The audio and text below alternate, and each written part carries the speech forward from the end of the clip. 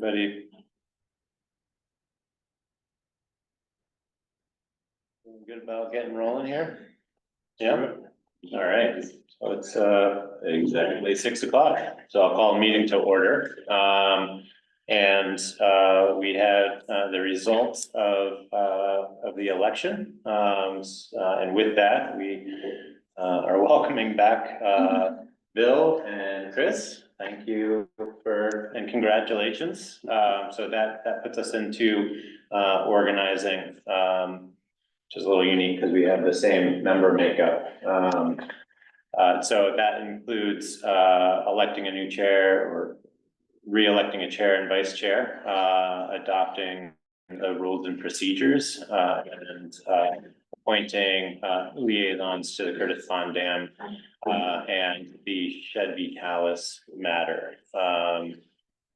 So I'll, with that, entertain a motion for electing officers. We'll start with chair. Want to make a motion or? I'd like to make a motion to elect Jordan Keys as chair. Thank you. All those in favor? Aye. Any opposed? I guess I should probably be marked as abstaining, just for appearances. Not here, is she in here? Anne's off in the wilderness, She so. was Oh, gonna be wilderness. traveling, yeah. Okay, so 301. Thank you. Three is enough. It is enough, we'll just leave it. You can vote for yourself, though, it is allowed. All right, I'd entertain a motion for vice chair. I will move Jamie to be vice chair. Thank you. Second. All in favor? Do you accept? I accept, okay. All those in favor? Aye. Aye. Any opposed? Yeah, thanks. All right, thank you. Yes, And Barbara. just for the record, both Bill and Christie have signed their oaths of office, so we're all set. Thank you, Barbara. Adopting rules and procedures, so I don't think there needs to be too much discussion. There haven't been any changes to the rules and procedures, so I'd entertain a motion to accept the rules and procedures for the select board. I will move to accept the rules and procedures for the select board. Thank you. Second, Second. thank you. All in favor? Aye. Aye. Aye. Any opposed? Okay, thank you. And appointing a liaison for the Curtis Pond Dam project and the Shed v. Calas.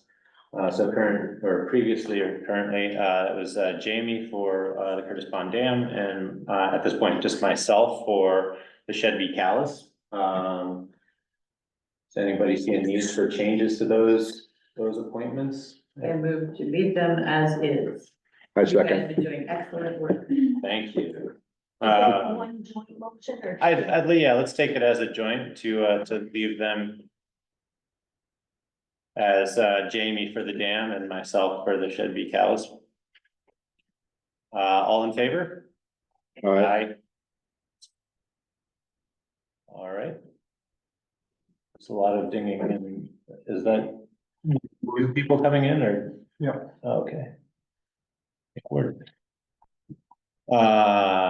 Very good.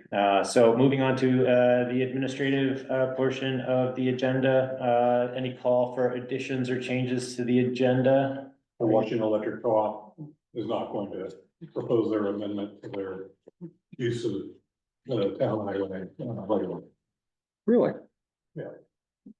They're deferring that? Yes, Okay. but we do have to.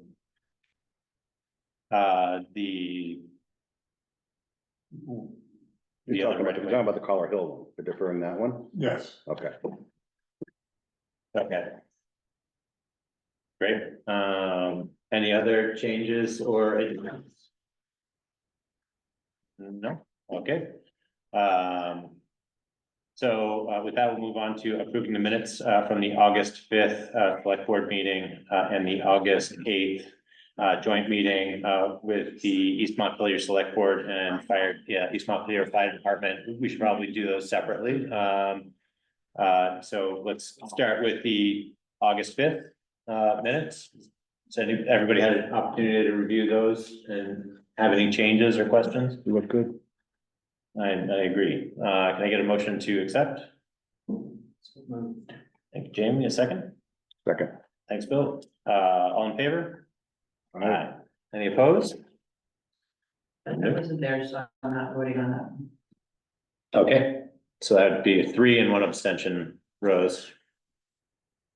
And then for the joint meeting between East Montpelier Select Board and East Montpelier Fire Department, which was a meeting to, actually, it was their end of year kind of summary, as well as a discussion of the modified interlocal. Does anybody have any changes to the minutes that Rose prepared for us? You were good. Yeah. Can I get a motion to accept? Motion to approve the minutes of the East Montpelier joint meeting. Thank you. Second. Thank you, Bill. All in favor? Aye. And 1 abstention. I missed that one, so I'll abstain. Thank you much. And vote to approve board orders, which were posted in the share drive. Assuming everybody had the opportunity to review those, were there any questions about the board orders that would like to be addressed at this moment? Can I get a motion to accept? Motion to accept. Thank you. Second? Second. Thank you. All in favor? Aye. Any opposed? No.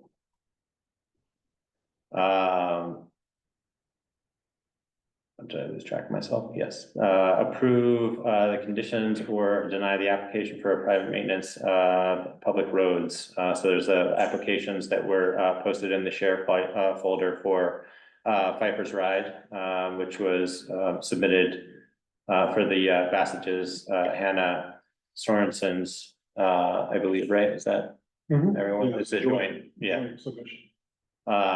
Did anybody have any questions about that? It's very similar in nature to previous applications that we had entertained in our previous meeting. I don't have any particular, other than I think, because the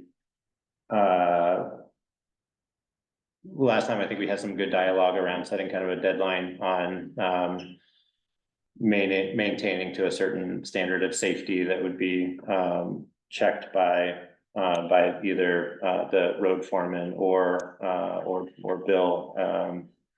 This one's going to be you won't necessarily be going up that road anyway. So should we put just that John would check that, or Yeah. by a certain time frame? I think it's good to have that sort of standard language that it needs to be maintained for line of sight safety reasons. Okay. So I guess we don't probably need to add a deadline that's a little bit different, but we could probably put in there that it'll be reviewed and At some point. if we need, Yeah, if maintain at all times. yeah, yep. And this is a yearly request still. It is an Yes. annual request. This process. Is there anyone here to speak to the application? Oh, yeah, I'm Eric Sorensen. yeah, And we appreciate the approval. It's a short road, kind of dead ends at Scott and Charlotte's house. Has very little traffic. It has a few invasive species along the edge that we've been working on over the 29 years we've been there. And Scott and Charlotte have been working longer. So it's mowing with a vehicle that goes off-site is more likely to bring in additional invasive species. And it does, yeah, it does. We now have huge areas that we can't ever get rid of, got them. Hmm. Once you got it, you got it. And It's horrible, because we have other things that are really nice on the side of the road. Mm. Now, this, yes, I am happy to keep the roadside clear for traffic, but there are other trees that I don't think that we have any plans to cut. That should be fine. We had a lot of dialogue around this particular thing for the two previous applications, and without kind of getting into the weeds for a lack of better phrasing, but we just agreed to add language that would provide the town the opportunity, should there be an issue with like line of sight relative to, new growth vegetation, that we afford ourselves a room to have that dialogue with the property owners who are committing to maintaining the roadside. So it was a little different on the previous applications because they were busier roads where that could potentially come into greater play than this one. So that's really just kind of the nature behind that language. Happy to do that, as long as it's new. Yeah, I had just a question about, the annual nature of this. I mean, we've been doing this for many years on our own, and this is kind of a new thing to have an annual permit. Is it necessary to have an annual review of this, or is this something that can be extended for multiple years? I think that's a good question. So there are a There's number. lots to do, and this may not be one of the big. Yeah, I mean, to be fair, the application itself was relatively new to us, I guess, as a select board. It wasn't obvious that this process existed. It wasn't very well defined in any of like either the road standards or other policies that are on record. So right now, we're just trying to carefully use what applications we have without getting into the weeds and editing and starting kind of bigger dialogue. But we're thinking that there's plenty of opportunity for like a more kind of comprehensive review of a couple of interplaying policies and applications. This could very well fall under work within the town right of way. I don't know why it necessarily needs to stand as a separate document. And we could entertain an application that lasted longer than a year, but so right now, if that's just the way that it was set up, and we wanted to just make sure we're registering them the way that it was set up, but Well, the way that was set up, excuse me for interrupting. yeah.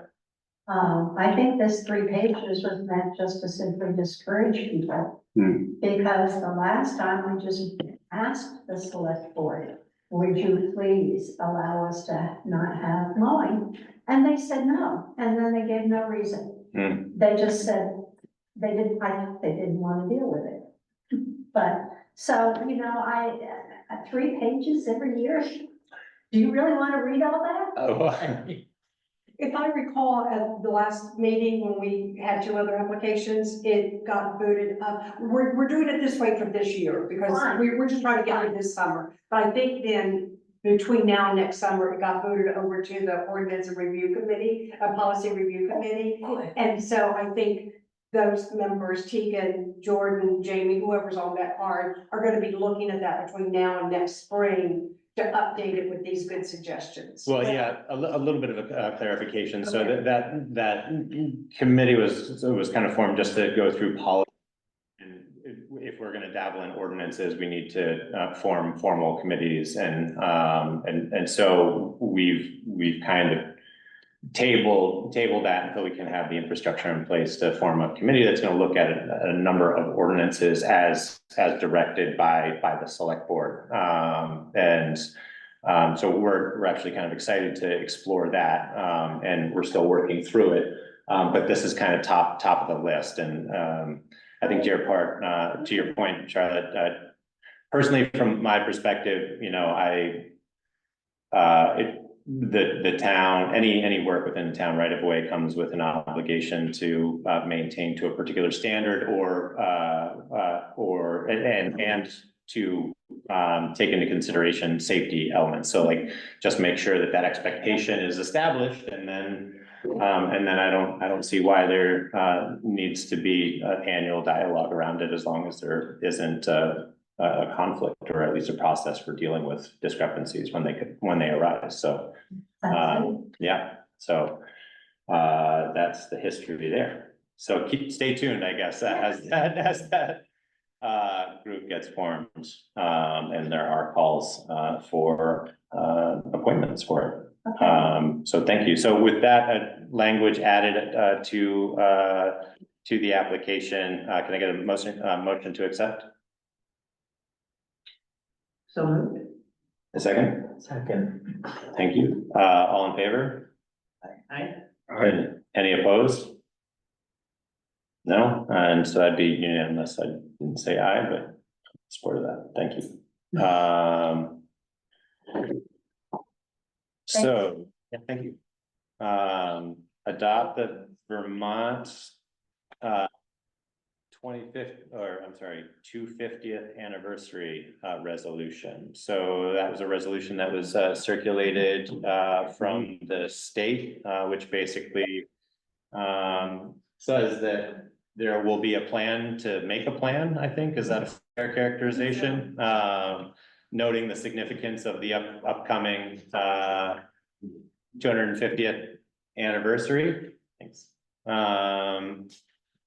And so with this, there'd be adoption of the resolution that Calas would, is committed to a certain extent so facilitating, participating in celebratory events. Funding hasn't been defined. It also affords us the opportunity to appoint somebody, either an entity within the town or an individual. And at the moment, there is a discussion around kicking this over to the Historic Preservation Committee, and maybe a representative of that committee, but a little feedback. So I guess we won't make the appointment, right? But we'll adopt the resolution. Right, you're saying we will. Anybody have any comments on that particular thing? Was there some, I thought that we would have someone from the historic folks. I believe he's just not here yet. Jared is also coming for the town plan, and he's on the historic preservation, so I think he's just not here yet. Okay. Could we maybe talk about it when he's here? We could. Do you want to table that until, yeah, sure. All right, sounds good to me. We'll table that. Public comment. We're running a little ahead of schedule. We have got 15 minutes for public comment. Is anybody here to speak to anything that is not already scheduled on the as an agenda item? I would like to. Sure. Anybody else? Okay, so I have two things. One, you have already reviewed and approved a few things, so I'm gonna start passing to you the things you need to sign. This is a certification for the officers you just elected. This is the select board rules of procedure that you just re-adopted. And this is the 25th anniversary resolution. Once you make that vote, we'll need signatures on that. So you can start that, and as long as they end back over there with Cara, I'll get them at the end of the meeting. Thank you. And I'm gonna have that for you for that discussion. And there are organically grown cucumbers here. Please take cucumber milk salad. Thank you. Yeah. I ate Barbara's last distribution. Turning into a cucumber, so. You should have seen the basket of yellow summer squashes that I had this morning. It was like this big, but finally that got all taken from the town office today. Wow. So thank you. Happy to, the Saturdays that Extra Row Veggies is not open is when we end up having all this extra stuff. Thank you. All right, and do you have a comment about anything that's not on the agenda, or are you here to speak to, a particular agenda item? Speak to different things about the town. Okay, I wanna know who come up Tucker Road and they made that corner, so you can swing around and go down on Lightning Ridge. You know who did that? No, did what? You come up Tucker Road, then you turn and go down Lightning Ridge. They shortened that corner up, so they could, you see? No, I don't know. And, When was that? I don't know, just came down through there today and I noticed. What's that corner is my land, so. I would think if you had, you got a driver on there. That we're gonna have trouble with. I talked to you about, I mentioned it to you before, that, he drives on our road like 3 o'clock in the morning to plow. I'm not gonna accept that anymore. I'm not taking it anymore. Well, okay, okay. Huh? 3 o'clock in the morning, why do you wanna plow and wake everybody up 3 o'clock in the morning? That's crazy. And I don't know why he does it, nobody else has done that, nobody. I would agree that's very early. Huh? I'm not sure And I why. know 6:15 is the first truck that comes down that road, every morning. First, 6:15.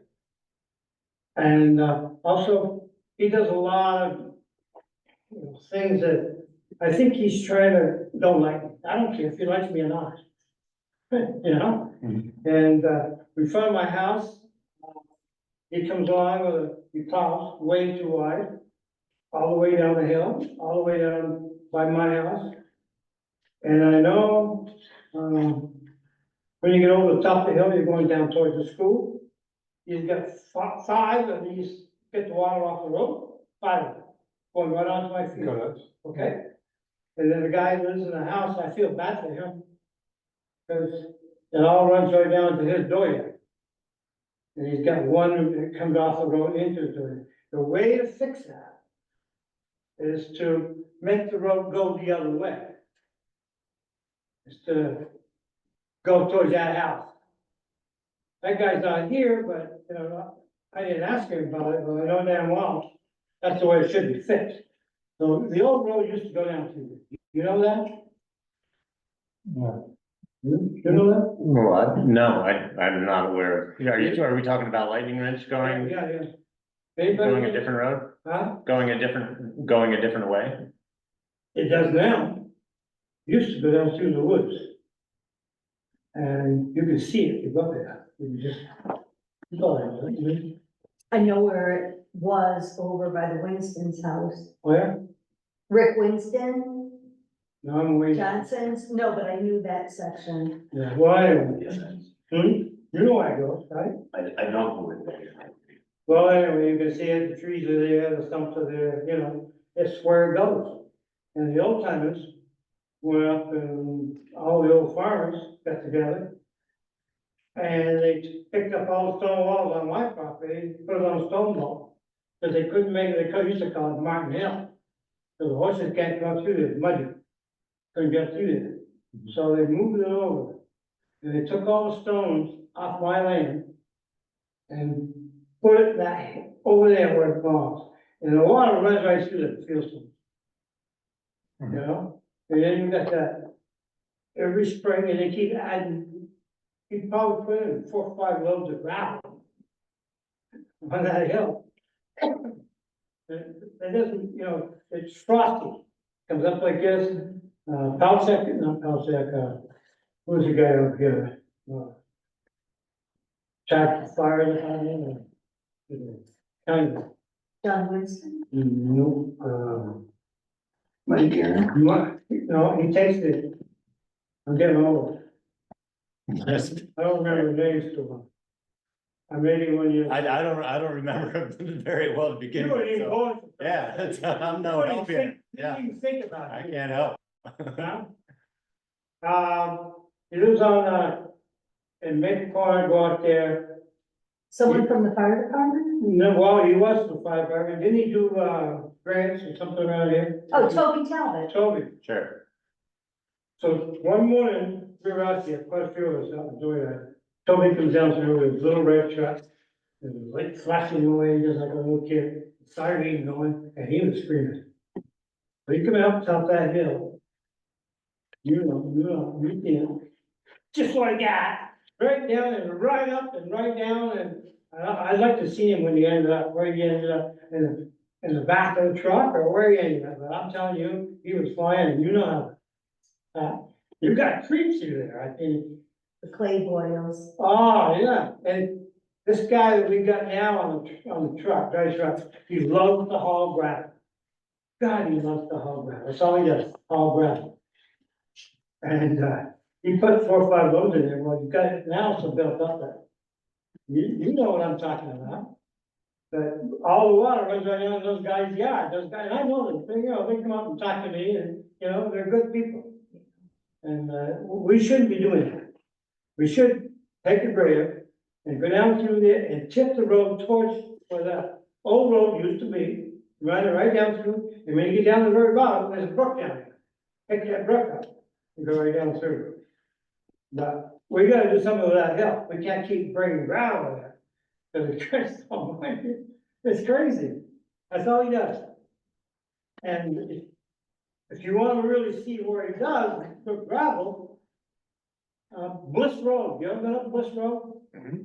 Yeah, you see how much gravel on that road up through there, huh? Oh, yeah. I don't know how many dollars worth of gravel he's got through there, but it's crazy. And it's only 3 houses on that road, probably. Right, when you first wide, and goes over, and yeah, there's probably 3 houses there, there's probably 20 truckloads of gravel up through there. Yeah, that road was closed and, That was the one that got washed out. Yeah, well, well, it was muddy and. it didn't get washed out as I drove it, but I know the guy right on the corner, like a young kid, I don't know his name either, like I said.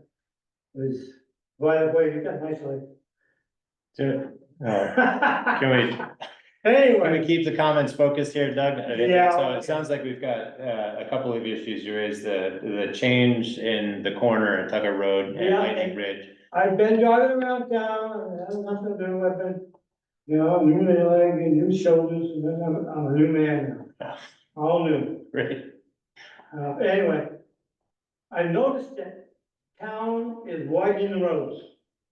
Now, the old select board and me and most of us people, old people, we like to keep this looking like a town. We don't want highway, we don't want the wider the roads, the faster they go. That's exactly how it goes. Yeah. It does, and what he does is, what the guy did, and you said, one time, you guys said, don't, Alfie's not here anymore. Is that right? That's right, yeah. That's right, well, it's not right. He taught those guys how to run the grader. He taught those guys how to plow the road. He taught the guys in East Montpelier how to plow the road, over there. Anyway, you've got these big ditches, and if you get in there, they're gonna be there till spring. And so what he's doing on the Tucker Road, you're gonna get in trouble there too. I mean, not me, well, I don't really care, cause I pick on Sharon Wynn, cause everybody likes to walk on that road because it's nice and shady, flat.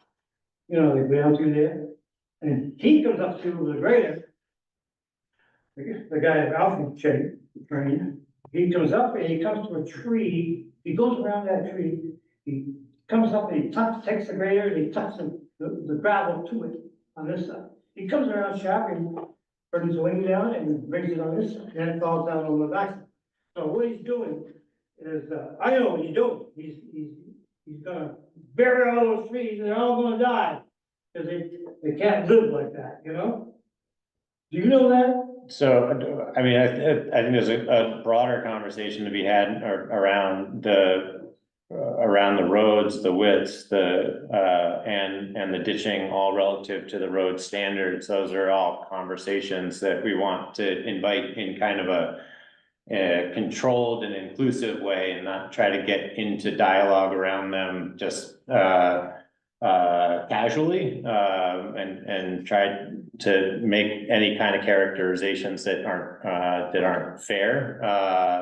So I prefer to kind of table any conversation on that. I have taken notes on the concerns that you'd specifically mentioned, relative to the intersection of Tucker Road and Lightning Ridge. The concerns about road widths are a perennial topic, that I don't disagree. Think, there could be a lot more clarity about how the roads are maintained and where. That goes beyond the work that has already been kind of laid out, by various, iterations of road committees and ordinance groups. So it will be revisited again in the near future, as soon as we can get that, committee, spun up with dedicated individuals to kind of entertain those conversations. So when you go out on Tucker Road, you come up like every section on Tucker Road, you notice that ditch right there? It ends at my garage, that little nasty garage right there. You know that? You know what the garage is? I didn't know your garage was there. Huh? I didn't know your garage was there. You didn't know that was my garage? No. Well, I own the land all around the Tucker Road down that road. I Okay. don't know if I get land to cut the little. But he ended that right at my garage. And he never asked me about it. And he took all that dirt up to, Kenny and Smith, I showed him Road Smith, Yeah, and dumped it down the driveway. But he never asked me about it. And I talked to the guy that, when, oh, Ralph, he did that, I mean, yeah, he did that. You know, you're supposed to take the dirt, you're gonna make a ditch, you gotta ask me or the landlord if they want it, or what do you wanna do with it, you know? That's the way it used to be. I don't know Yeah. how things are going, run this way, your way, or my way. I like to run my way, and I think most people around me know how it's run my way. You know, I own from the schoolhouse up there, Yeah. all the way down through almost to the school. Okay, and I want to tell you one thing. I give $147,000 away. I did. Nobody else in this town would do that. You know what I mean? That's what- Doug, is this related to the issue you're talking about the ditch? Well, it's related to show you that I'm not such a jerk as you think I am. When somebody, they jumped up on my schoolhouse, by the way. That little schoolhouse, you know, the old people were there, I owned that at one time.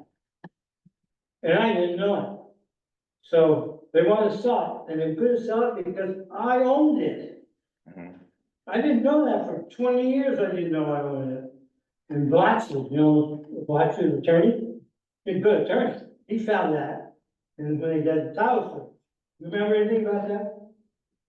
I You? don't remember, I don't do the land research or. Okay, well anyways, he, they couldn't sell it because I owned it. So, my neighbor, he's an attorney, and he's the one that did title search. So he comes down to me one day when I'm milking, and he said, Doug, you own that schoolhouse. I didn't do that, because it was with a big field, New Conference field, a big field, it went with that, right? So he wanted me to sign off on it. So I said, you know, I don't mind signing off, I have to ask my boys. And, he said, I called my attorney. My attorney called me up and said, you own that, what do you wanna do with it? I talked to my boys, my boys said, tell them, Dad, you always wanna live there. You know, but I didn't, so I give it to her. She sold it to the woman living right there now. She's a lawyer, you feel lawyer? Diana, Okay, I just want to give you a little warning here, Doug. We only have another minute reserved for public comment, so. Okay, I got it all right. I know, and I want to make sure that we stay on the agenda, but Yeah, let's see how I can talk on it, because I know more about this town than anybody here. I got one comment. I just know that if you work with Gary, Correct. Gary, Yeah, Used to by my house, I had a few issues. I'm on a corner. I had a lot of water. I had some grading issues. We talked it over. Came over in a couple weeks and fixed everything. It's like, so if these guys can get together, go over the issues, I think probably be resolved. Yeah, I mean, if there's a particular grading issue, you know, we'd like to hear it from the property owner, so if there's a. I can't get in, you come up and see what my problem is, I come up and talk to me, I told you 2 weeks ago, and you said, I'm so busy, I can't talk, you hung up on me. You remember that? I didn't hang up on you, I said goodbye. I know who's busy. Yeah, you shut me I right off. talked with Shut you me for right like off. 15 minutes. Okay, well, I'm telling you, I remember that shit. Okay? I remember that, and that truck driver, what's his name, you know? Well, I'm not, I don't want to get into speaking about specific employees. If you want to raise the issue to Kari, we can speak about that, but I'm not gonna get into talking about the specifics of a particular employee in this meeting. So you're gonna keep letting him do what he does? And you know damn well down here on Peak and Branch, where the Cold Springs is, I don't think you know, or. We're not in the position to discuss the specifics of any particular actions at this point, so. Why did you come here? So because you wanna go home? Why do I come here? Yeah, So I was elected to be here and to make sure that the meetings are run relative to the agenda items that we've got listed and published, so. We commit ourselves every meeting to 15 minutes of public comment, which includes the opportunity to speak to anything that's not on the agenda. But we still have things that we need to work through tonight. That's why we're here this evening, so. So tonight we you can. wanna talk about Cold Springs. I can't say a specific night, but if we want to register a particular agenda item for the future so that we can warn it and have a meeting about it, then we can put it on there, but. Or I'd like to second this gentleman's recommendation, which is schedule an appointment with Kari so that he can block out a block of time to sit and talk with you about these items and see if he can come to a resolution to satisfy you. So that would probably be more expeditious, just work directly with the road commissioner, but schedule an appointment to do it so he can block out the time and dedicate it to you. Well, you should call him and ask him to come up, look at it, how much more you want? So a day a month? No, just schedule an appointment with him. To speak about come specific on. issues, I'll come out. No, all I right, want something to do with that Cold Springs, I want it fixed, right? so I'm gonna ask to move on to the town plan, I guess, or do we have? We have the- or no, we the have right of other way. Yeah. right of ways, just not the Just a- WEC one is Waiting for- not being changed. Yeah. The gentleman beside, did you have anything wanted to say too on the public comment? Or do you have something on the agenda you wanted to speak to? No. Okay. Just. Okay. Yeah. No problem. Okay, thank you. Sorry, no. Yes. So, Yeah, thank you. so we have an application for the use of right of way from Tim and Jennifer, I think Scochi, I believe they're on tonight. Yeah, And so this just came in, but it's basically installing power line under the road, East Hill. We can hear us uh, now. From a wet pole over to their property. Does anybody have particular questions about this? Kari, have you had the opportunity to go out and look, or? I have not, but John is. John has. It's all staked out and he didn't have any concerns as long as it's buried deep enough. Okay, is WEC performing the work under the right of way, or is? That's a good question. Maybe Tim or Jennifer can answer that. I'm not sure. No, we have a private contractor digging the ditch under the road. They, when we talk to Washington Electric, they don't do that. They would sub it out to somebody. Is that being put in concrete? I don't think that was the plan, but we can require that. I know Or- it was required here when they ran power over to the town office, they had to put concrete in there. Yeah, or they put a cap over the top. Something, That's yeah. something that Right. can be required. I don't know. If, whatever, John, if John's all right with it, the way. Yeah, he was. Okay. He didn't think that was necessary in this case. I discussed it with Mr. Stafford and he said that, putting it in a conduit and then putting that conduit inside another conduit would be, appropriate. Who's the contractor who's doing the work? Yes. And who is the contractor? Is it an excavator or is it is it an electrician? No, an excavator. And I do have an electrician that's gonna be there at the same time, yes. But who's doing the excavation work? The excavator. Excavation work is gonna be done by Sid Griggs. And the Selectric is the company that's doing the electrical. Yeah, I was gonna say it's buried to 4 foot. That's what John asked me to do, yes. Mhm. It'd be nice to, per usual, it'd be nice as as we receive these to just get a measurement for that kind of locates it in space and time. We see the sketch that's being submitted with the application, but for town records, it is helpful to have particular distances noted from like the driveway, you know, whatever the curb cut is to where it's going to be crossing the road. There've been a couple of instances recently where we've had to do work where it's just really nice to have that record on file that notes where it is with some distances so that we can kind of roughly triangulate where those are. You know, I'm okay with the representation here, but could we ask to have that added to it after the fact? Yeah. Just so that it's noted as a. Are you guys following that?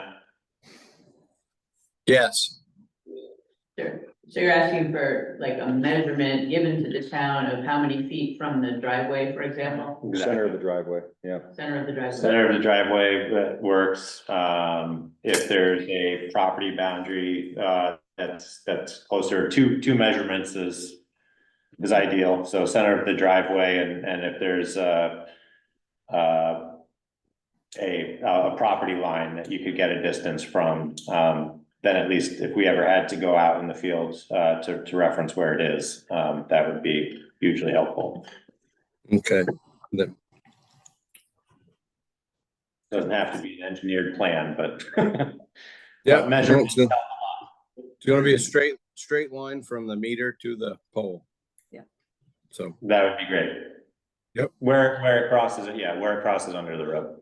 Yep. Yeah. Thank you. So this application just haven't been received today, has not been paid for. So another one of the things that Corey needs to put in the conditions is the $50 payment received before we can actually forward. You guys can go ahead and approve it tonight, conditional on the $50 received.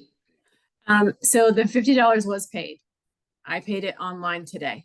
I spoke Okay. to Tegan about that and she instructed me what to do and I got a confirmation that it was paid, that it was accepted. Okay, thank you. We just haven't gotten that from our bank yet, so we have to receive that from our bank and then we can forward the permit to you. It takes a day or two for everything to process through. Okay. Thank you, Jennifer. Do we need to have any conversation about traffic control or anything like that, or closing the road? Is there a particular date that the work is scheduled? No. Let us know and we can, well, they'll put signage up, but if we know ahead of time, we can let front porch forum posting or something, let people know. I've already spoke with the contractor and he assured me that he would have traffic control tended to.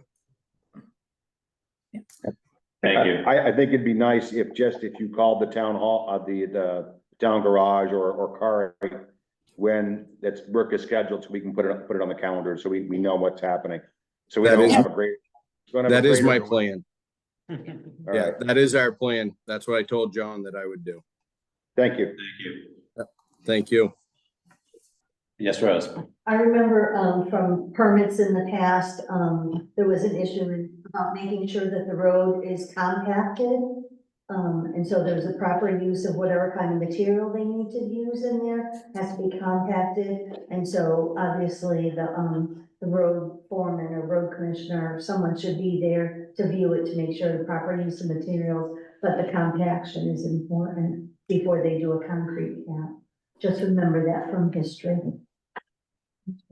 Yeah, it is, and John is pretty well attuned to that. He's brought it up on other applications, because this is getting performed by an excavator. I would assume that he Who would. used to work for the town. Sid, Yeah. I think Sid knows what he's doing. So he would understand the compaction, one of the previous applications, it was a property owner who was performing it, so we got more into the weeds on that, and inspection, but thank you for raising that issue. Can I make a motion to conditionally accept this? You can. Second? Second. Thank you, Jamie. All in favor? All right, Aye. Any opposed?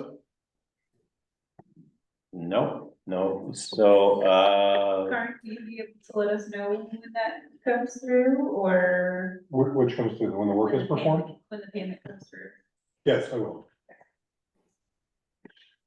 thank you. Thank you. Thank you.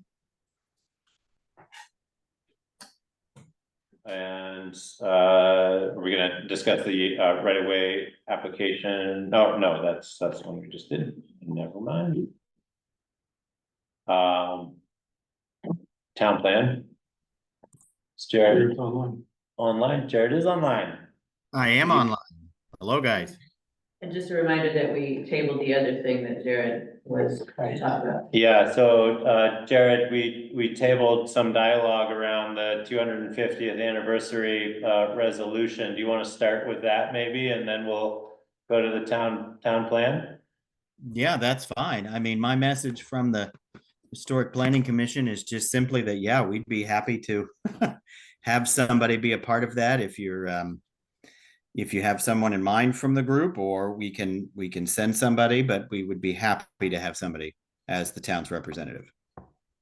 Well, I think the resolution, affords us the opportunity to either call out an entity, who's gonna be appointed, the responsibility of tracking it, or a person, or an individual person. Does there seem to be a preference on whether or not we just kind of assign it to the committee as a whole? Yeah, I think that's probably the best. I think just to let that be the Historic Planning Commission, and then we could from that be the one to track it and keep everybody up to date. Okay. Historic Preservation Commission. Correct. So I guess with that, we could take a motion to adopt the resolution and appoint the Historic Preservation Committee as the designated liaison for the resolution. And so moved. All right. Second. Thank you, Jamie. Any questions? All in favor? Aye. Any opposed? No? Great. Then we'll move on to the town plan dialogue. Awesome. Yeah. So I'll tell you where we're going. One, we have, I'm going to get these meeting dates out, but we have added 3 special meetings, virtual meetings, to do some more reviewing. Where we're at is now a sort of a 2-tier approach. We are ones that have been reviewed and have been put out for public comment and all of the stuff that needs to be done. We're going through what we're calling a clean edit. I know you guys know when you get a document and you start to get so many changes and so many edits to it, it gets hard to read. So what we're having is ones that have already been vetted through through the Planning Commission, and then that have been put out for public comment and have been seen by Selectboard. We're having one of our members go through and do sort of clean edits. We have all the edits, but then making a clean version of what it can look like. And then we're going back through that. So that's one sort of track that we have. The other track is to continue on what we've been doing, which is new versions that we haven't reviewed yet, that haven't been sent out for public comment, that need to seen by select board. We're going to be doing those at meetings as well. So we've put in 3 special meetings, and those are going to be of clean edits. And then the remainder of the meetings will be the others. The idea is that as we go through them and we get some more comment, we update them, we add them to the clean version, with the hope then that we have something in a full one document as soon as we can get it. Right now, I think we have 4 sections that we still need to fully go through. We have a couple that are being edited so that we can send to you all to see. And then we have a couple that we haven't, as a commission, have not looked at yet. So we're still moving along. We don't have any reason to believe we won't be ready, and maybe within more time than we thought, to give to you all for review. But that's why we wanted to bring the vision statement back to you. I know when we started this collaboration, I know we had sent this to you, but we wanted to take a look at it again. And so you have the draft of the vision. Here's what I can tell you is the section that is highlighted, that is where we have rewritten it. And the section that is not highlighted is what was there last time. We have not edited that to have substantial content changes. It's just rewritten. What we wanted was some eyes to look at, is this the vision that the town wants? Is this where, the vision for the future that we can be building the rest of the town plan on? And so you may all look at this and say, it's too much, it's too long, there's too much of, we just took the vision that was there last time and rewrote it, but not taking out any of the major content of it.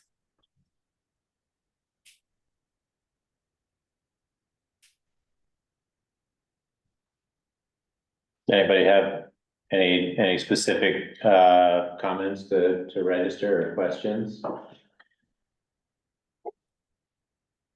So I think the rewriting is generally good. I think the overall vision is what I would think Calas is heading towards. I did have some questions, Jared, under the plan of action. I'm just not sure what you have in mind, and this is at the end of the new language.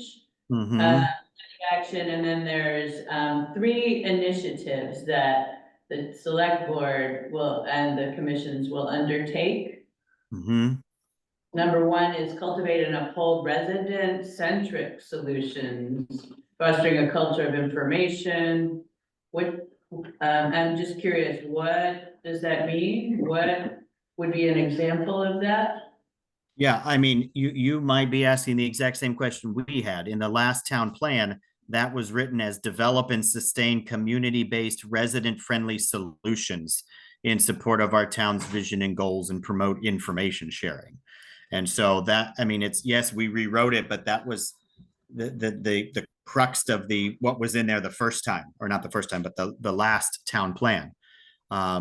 We did talk about that. We think that just means that things should be resident facing, we think, right? That everything is information shared with residents, that the actions carried out by the select board in the town are resident centric, right? They're focused on what residents need. But I don't think we're necessarily married to any of that. Again, this is just a rewrite from the last time. And if that seems too broad, and not where we're going, we can absolutely change those things.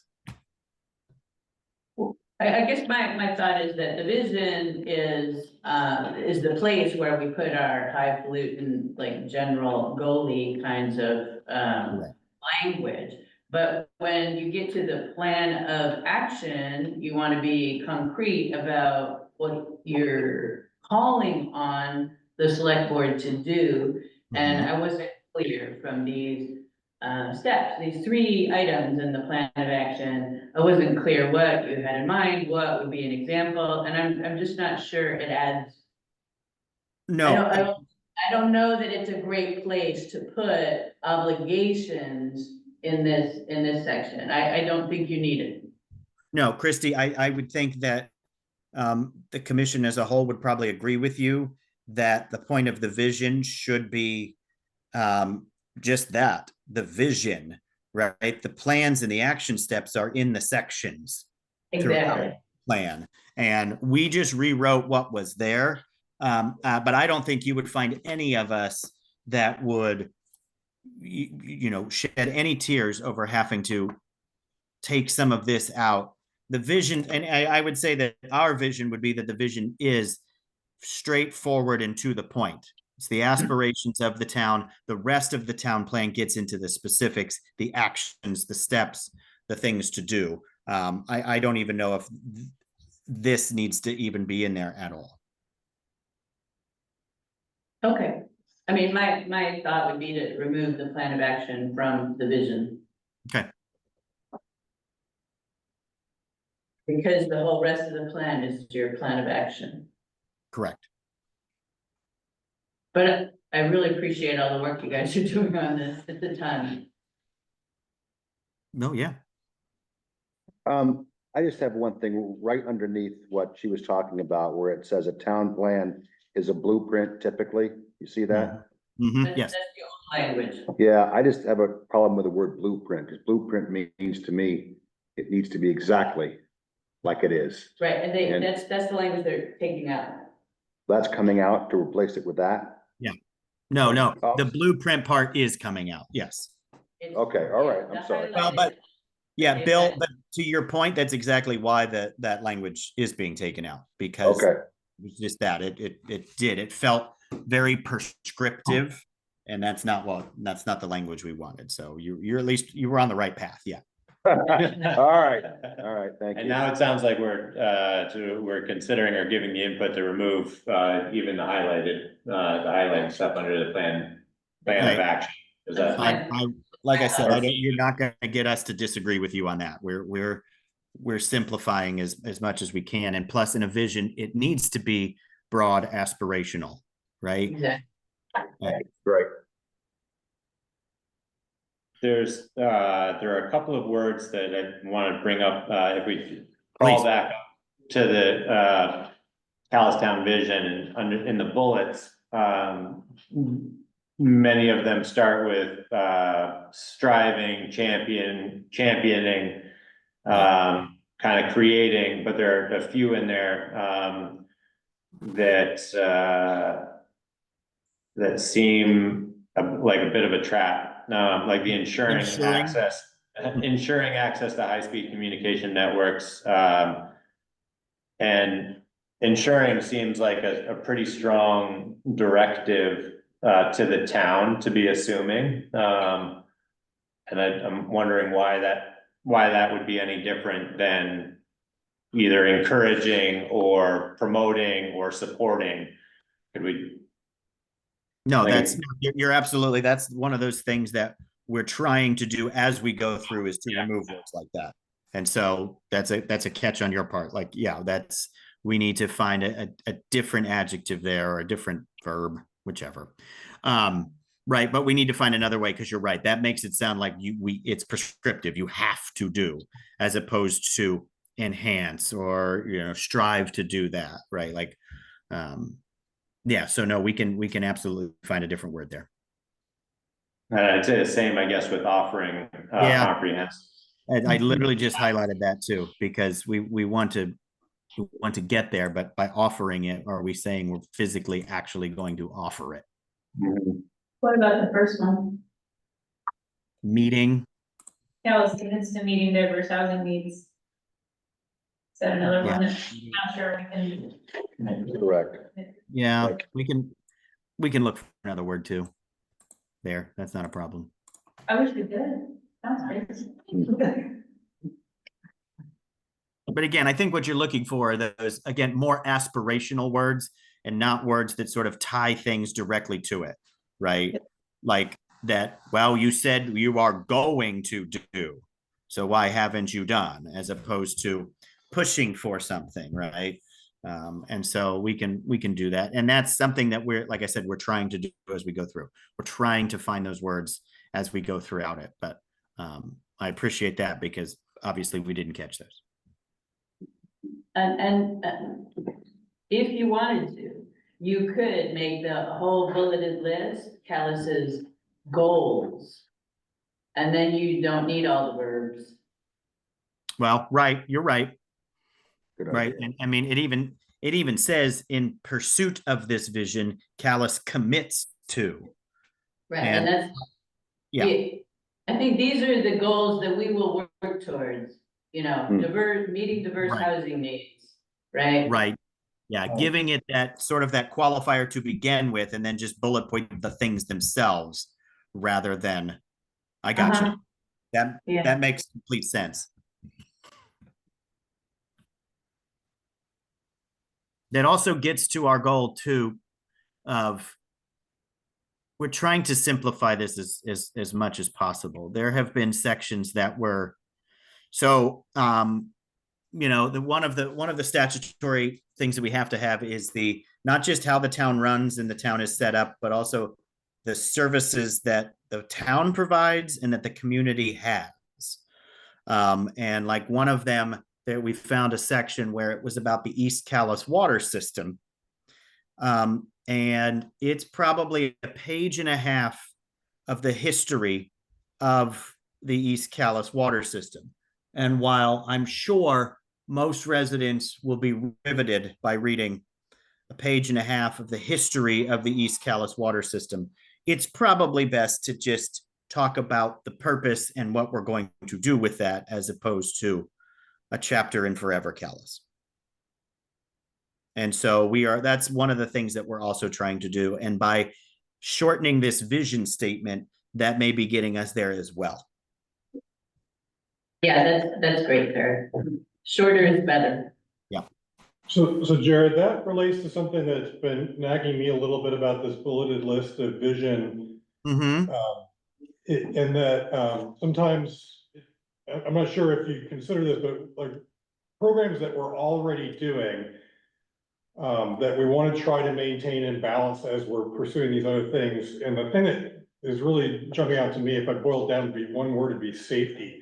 And I'm thinking of our highway department, all the effort there, and the fact that we allocate so much to fire and ambulance services. Mm-hmm. And I know we're already doing those things, but I think as we move through the next 8 years, we're going to be considering trade-offs. And I think those things, they kind of have to be at the top of the list or near the top of the list as we're wrestling with, you know, what to do and what not to do. Yeah, no, yeah, you're absolutely right. I just had a meeting today with the Waldorf School, because Calas Elementary and the Waldorf School have a safety coordinated plan in case, you know, one needs to go to the other in a big safety situation. And so there's a lot of things that we talked about today that are directly related to sort of the safety and security of things. And so you're right. I don't think there is a point about that in the vision. And that is one of the main things that town government offers our people, is Right. safety and security. Or we should, or it's a goal. Yeah, I'm adding just a note that we can go back and we can do that. But yeah, I agree, and we can definitely add that. Because that the one about the town services has a lot about that.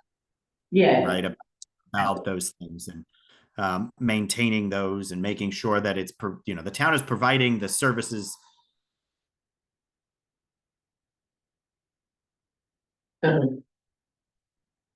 Oh, no. Bye-bye. Come back. Solid internet for all our residents. High speed. Sure. Oh, you're back. It froze. Sorry. Can you hear us? I think we're in good shape. I have another kind of comment that's similar to that, and I'd be remiss if I didn't mention it. would be, I guess, affordability. Or, you know, or, and I don't have the language at the tip of my tongue at this point, but, we have some elements in these goals that would speak to affordability, or at least considering it. But, you know, I think to Kari's point, the road ahead, there are going to be budgetary constraints that we have as a community, where we need to prioritize certain things over others. And how do we balance that prioritization, and also in consideration of the cost of trying to reach these aspirations, and impact to the community.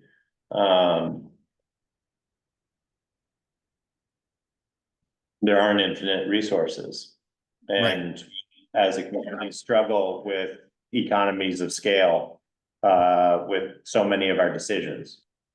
So how do we capture that in these kind of lofty, make sure that we're representing that ambition in these loftier goals, so that can be taken into consideration when we are faced with tough decisions. Yeah, I mean, it's the long-term financial stability of the town is also, right, something we have to take into consideration. And, you know, we have a lot of lofty goals, but we also need to be managing those finances properly. And so I think putting that in there is not a bad idea. I do have a question about this. This is something that we got into a discussion about. Is it okay to just leave the bullet points of the vision just sort of there, or should they be in any sort of like ranked order? Or do we like that they're just there so that one thing isn't above another in terms of importance?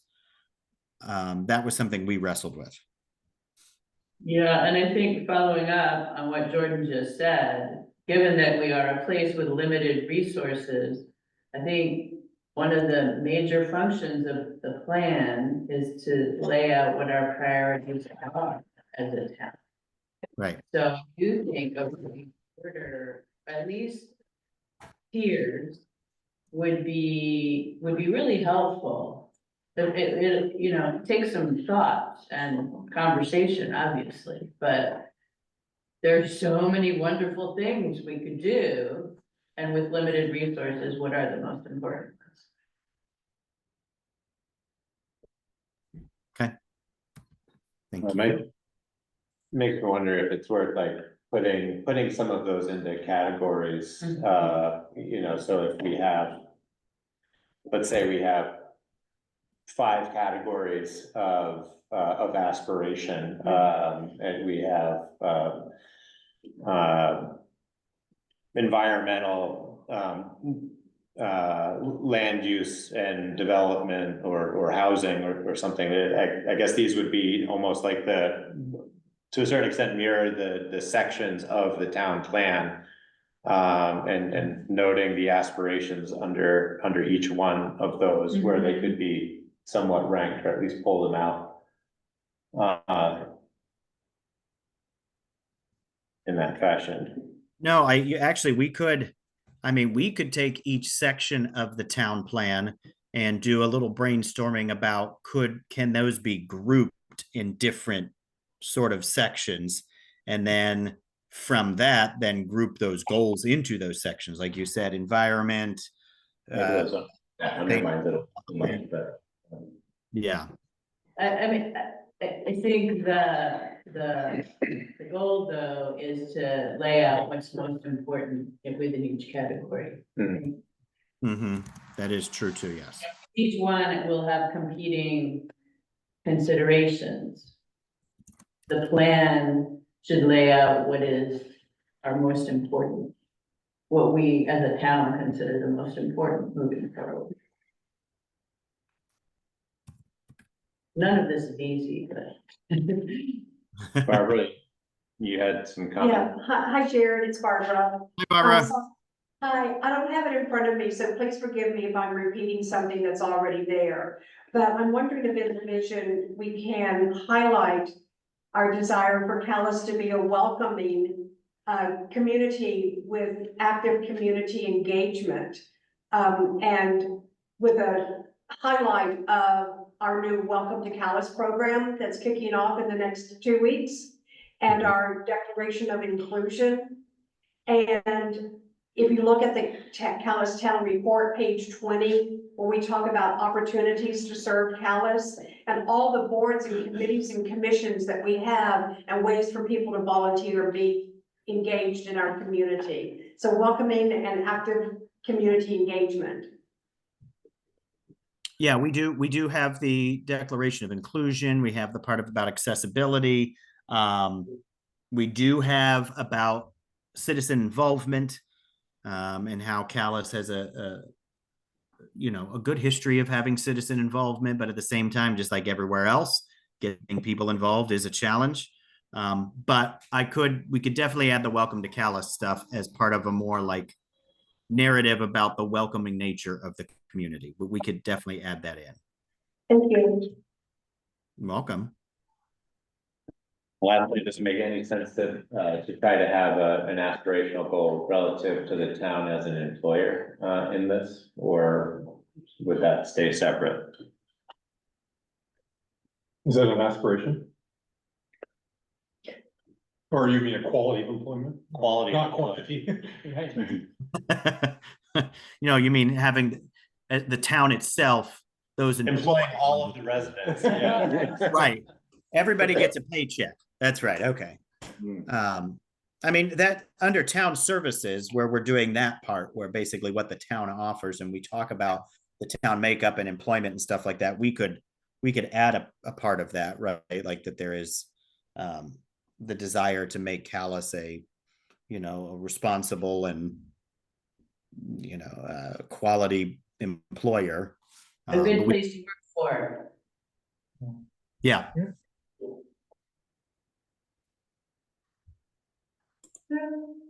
Yeah, I mean, I just as we're sitting here, I mean, I could think of sort of subsections, right? You've got the environmental, you've got development, land use, town services and fiscal responsibility, safety and security, and quality of life, where we could try and put some of those.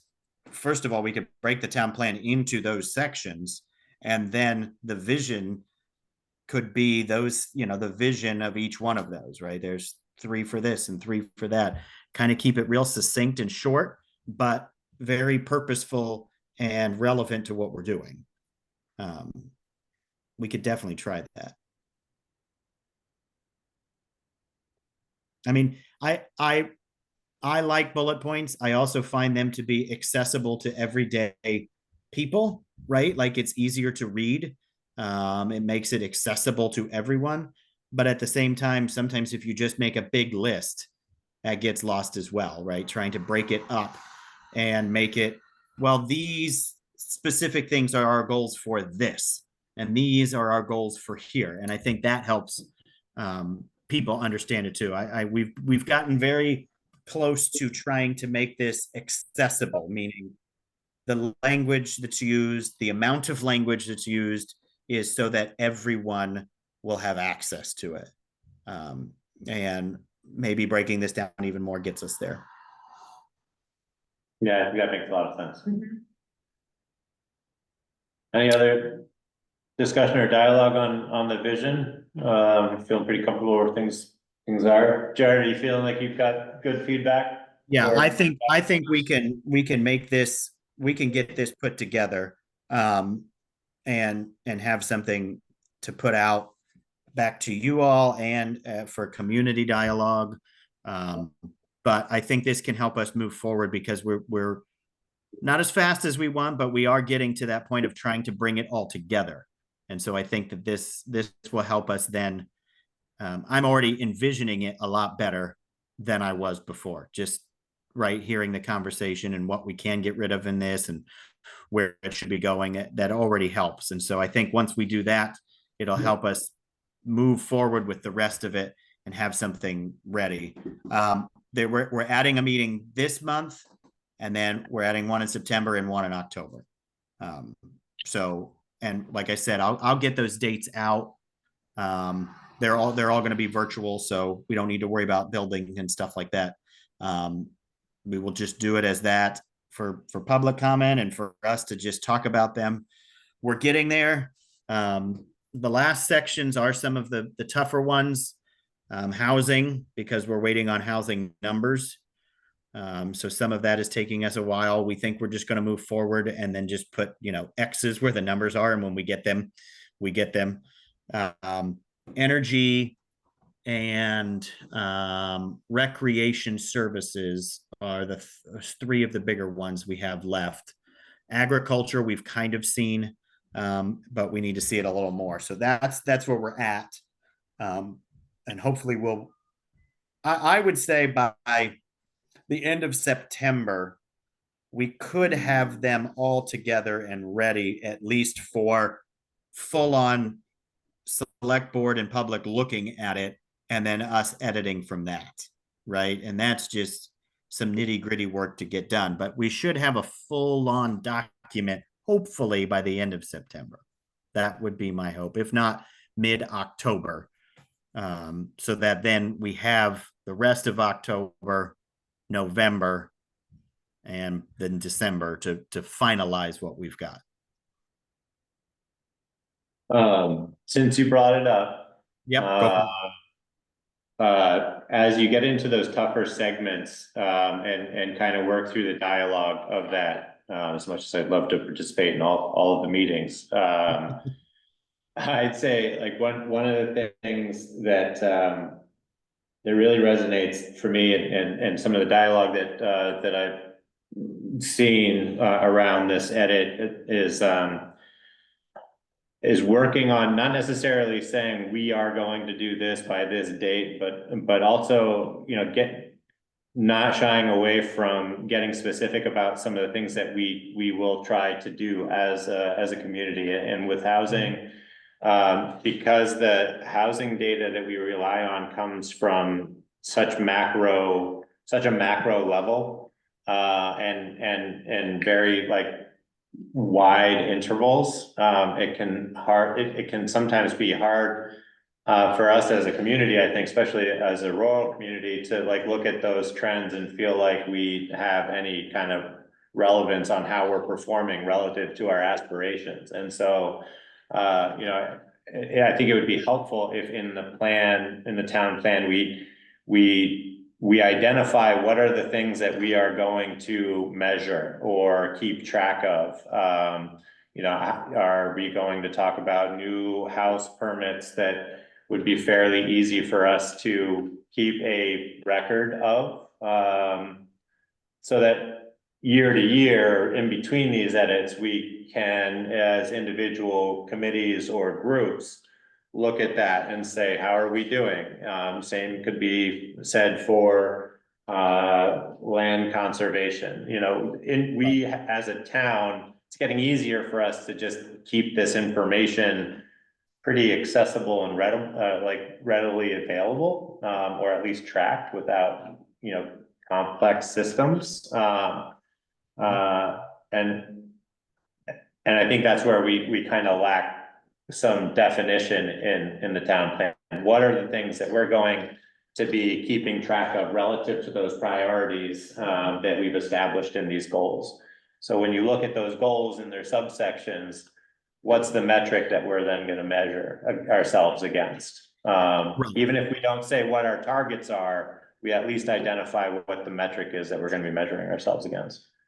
No, and that makes sense, because and select board, when we've talked, that's one of those things that has tripped us up, is the idea of one, not being so specific that it seems unattainable, right? Like the last town plan had action steps that were in tables, and it said which responsible party and by what date.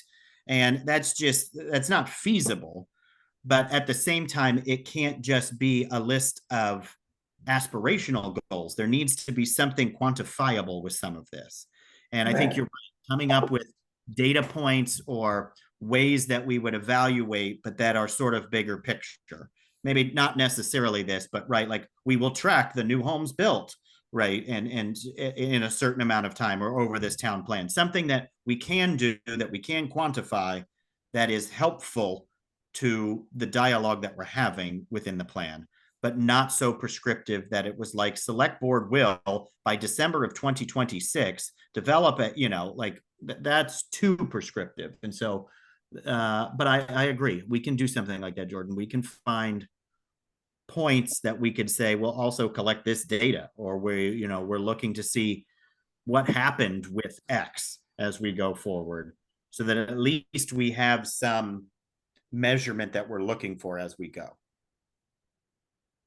Thank you. I think that would be really, really helpful. And especially as we start to like look at the different forms and applications, and we can try to capture some of that information up front that makes it easier to record and maintain that stuff. But thank you, Jared.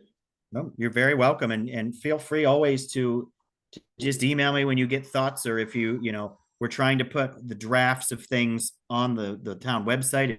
If you look through them and you ever want to just give comments, just email me and we can try to get them in as best as we can. Thank you. Thanks, Jared. Thank you. So with that, we'll Talk later. All right. thank you. Have a good night. We'll move on to the use of vehicle speed detection signs and some dialogue around that. So that's come up a number of times in the past couple of months. And we put together some basic information, which we put in the memo, and then Rose did the useful history of all the discussion that happened in 2023 around this topic. And the bottom line is, looks like we own 10 of these signs, a couple different generations. 5 of them are in use over 3 roads, and 2 of them, I believe, are not functioning currently. That's all right? One is not. One of them. In use being installed. Installed on the road. On the road. Yeah. So one of the installed ones is not functioning. Is that what? No, one that was up. Okay. Failed, and Okay. has not been repaired. Okay. The one by the Maple Corner store. Is that one, another one on a trailer? No, there is a speed trailer, but I don't think it's functional any longer. Speed trailer that the town owns, that's We shared that with other towns. He's Mount Clear, didn't we? Yeah, no one else wanted it once it got stuck here. No one else wanted it back, so. Can I have the tires? And we didn't want to put it out. It was a pain in the ass to put out, and it's a long story short. So there's this inventory in the memo that Ari put together, right? We have 10 altogether. Right. So there was a first iteration, there were 3 purchased. 2 of them are on either side of East Calas Village on Route 14 in the state highway right away. And they're working. Yeah. And the 3rd one was on County Road coming down into Maple Corner. That's the one that's no longer functioning. And then they purchased 7 new ones. 2 of them are on either side of Doug Lilly's house. And the 3rd one that's in place is on West County Road across from Eva Morse's house. So maybe we have 4 left, right, of the new ones? There's some at the garage. Yeah, there's 3 at the garage and 1 in my barn that was meant to be put up. Hasn't been put up yet. Okay. And there's a base installed up by the Pattersons at the top of that hill. Right, that was where one was gonna get put up, and so that needs to be removed because they want to make a driveway on that piece of property, so that will eventually be pulled out. And then, so essentially you have 5 signs to put up somewhere of your choosing. So when they were the newer ones, the 7 new ones were purchased with these large holes and the concrete bases. And we're not sure that we really need that size of a sign. Maybe just the regular signpost that we use, the 2x2 signpost, would be large enough to support support them, but we haven't tried that yet. That would make installation and moving much easier than trying to put in a concrete base with an excavator and then mount the big metal post and, you know, it's not really required. I think it's required when you have it on a state highway, because state highway have collision and interference rules, but on a town road, there's none of that, requirement. How much does the thing weigh, each I unit? don't know, it's not light. Okay. So I, And the problem with the new ones is, there's no access to the internals, so the only power is with the solar panel. The old ones, you could open them up and recharge the batteries and move them around without having to move the solar panel. Mhm. So essentially that function is no longer available to make it easy to move signs around. well, yeah, and I think the dialogue around whether or not they need to be mobile is one that's worth having. And I mean, I think anecdotally, my sense is that the roads that are problematic are the ones that continue to be perennially problematic from a speed perspective. And, you know, part of the use of these is to identify traffic patterns on roads where people are most sensitive to speed. So I went to the one that's above Doug Willie's house on the way to school and took the data off to see what was going on at that particular sign. The one going towards the school, you mean? The one before you get to Doug's house on your way heading down the hill. Yes, down the hill, yeah. The one uphill from his house. Okay. The first one you hit going down to the school. Sure. It took the week of August 11th through the 17th. It turned out there were only 6 violations of the speed limit in that period of time of almost 600 vehicles. In a week, 614 vehicles. So 1/10. That's shocking to me. I get so many complaints about that road. Now, It's constant. What's Well, the speed but limit? you gotta understand, the speed limit is 35, and when a car goes by you standing still at the edge of the road at 35 miles an hour, it's going 100. Yeah. In your mind. Yeah. And so the only way you can actually change people's perception about what it is to change the speed limit. Slow everybody down on the speed limit and then either put up, change the speed limit on the sign so that they flash and or spend a couple of weeks of sheriff's patrol, have everyone get a ticket, and then they understand they will only go 25 in that section because they don't know what day the sheriff is gonna be there. So again, the only way to change the perception, particularly like when school's open and people are racing their kids down to be late for school, everybody thinks they're going too fast. And, if you really want to find out, you need to find out when somebody complained about it, and you can pull the data off the sign and find out how many people went above the speed limit on that time period. And you can tell them, we did at one point have the sheriff park in Doug Lilly's yard, and he said there was only one person that he could pull over, and he only gave him a warning because he wasn't excessively going over the speed limit. And the problem is perception more than anything else. The signs, I can't tell you if the signs make a difference or not. The only way you can tell is turn one off for a week or turn the flashing off within the program, but still keep the data and then run it later another week with the sign on and 1 mile over the speed limit, tell everybody, slow down, you idiot, and see what kind of response you get in the data. And that is possible, although it's, I'm probably the only one that is capable of programming those signs because the road crew doesn't have any skill to do that, so. I would be the one that would be doing it. It would be interesting to pull comparative data for the second week of September or something and see if the school in session has an impact on that. I mean, I think I think that's fair. I think there's a couple of lines of dialogue that need to be had. One is, do we need them to be moved around? where do we place them? What's the process for going through evaluating where they get placed? I think there's been a fair point raised about why is there one coming and going from Doug Lily's house? And I think we all anecdotally know the answer to why they are placed there, but Voice gets squeaky wheel. that's right. But, to your point, Toby, the data shows that, the speed violations, are not obscene, and. Maybe it's the signs.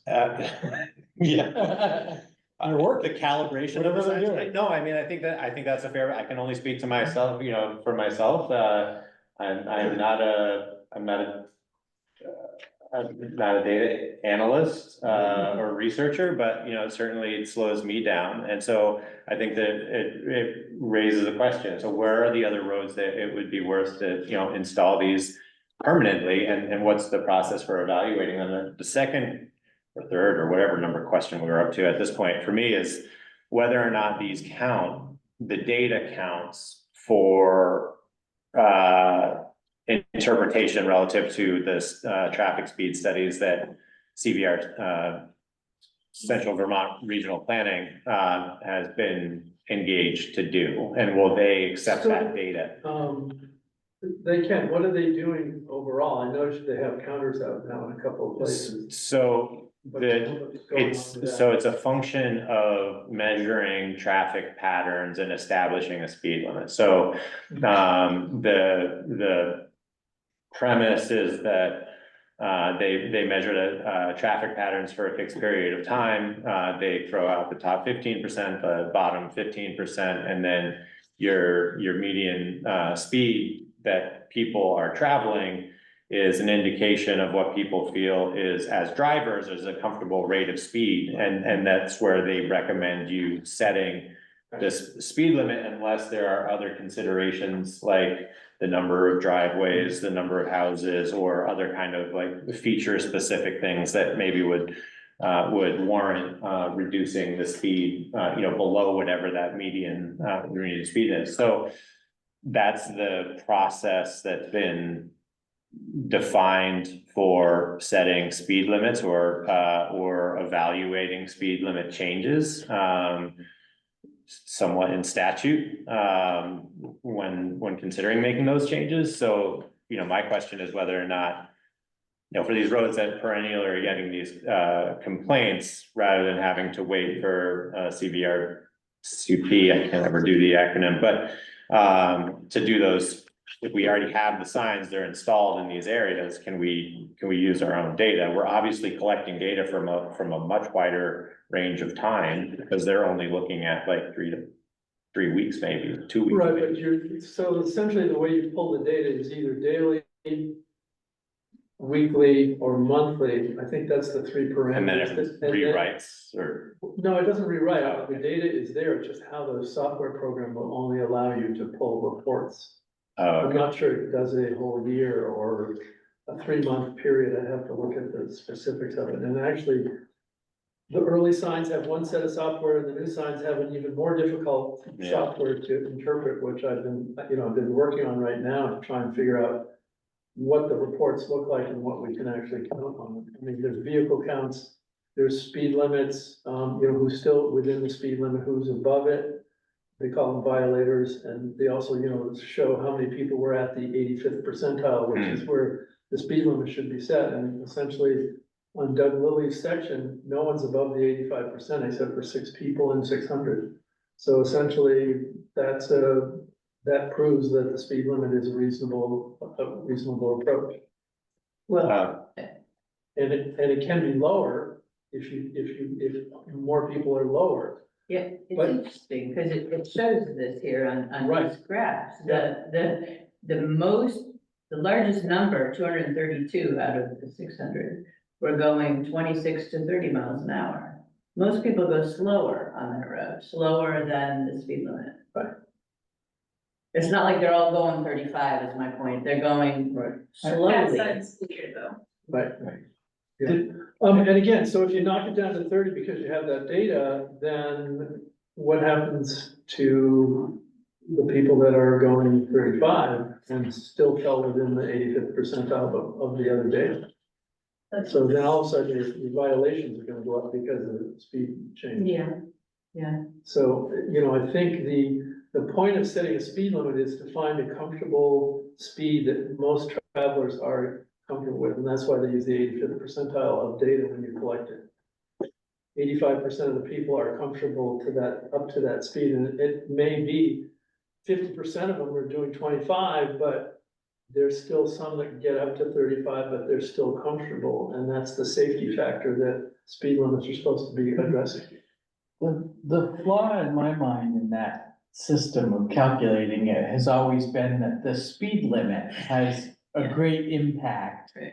on behavior, I would think. On some people. Right, but Not on when the you're late for majority school. of people, like on the example of the county road.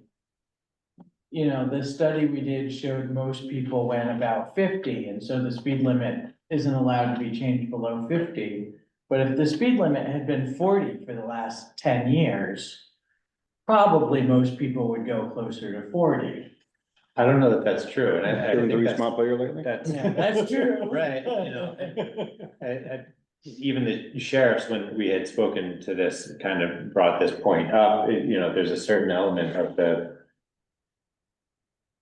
What I like about this is it's data specific and it's driving behavior specific, and I think Toby raises a very important and valid point. I've certainly fallen into the trap myself. I'm standing still on the side of the road, watching somebody drive past my house. I feel like they're driving 50 miles an hour, but if I take a moment of reflection while I'm actually driving and I'm driving the speed limit, I'm like, This is slow. this is, either this is slow or, boy, that seems like this is probably about as fast as that person was driving when I felt like they were going 50 miles an hour past my house. And so I think the data is important. I think it's very easy to fall into the trap of personal anecdotal experience, and making assumptions about other people's driving patterns. I've certainly, been on the county road and when folks are either driving 10 to 15 miles an hour below the speed limit and observed people's behavior trying to get around slow traffic,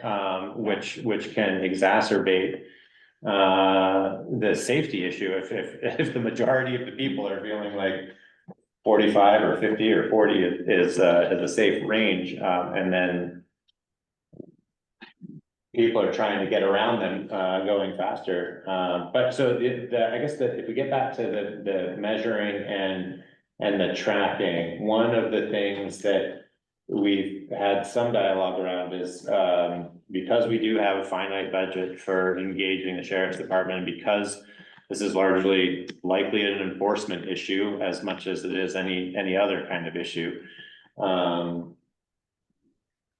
It seems like we need to establish some sort of regular reading of the data to give feedback to the sheriff's department and making decisions around who's calling when we feel like that there is a particular pattern that's being established that needs to be addressed, so that we're not just leaving it to the sheriff's department to kind of choose when and where, but we're playing a more active role in how our dollars are being used and spent to.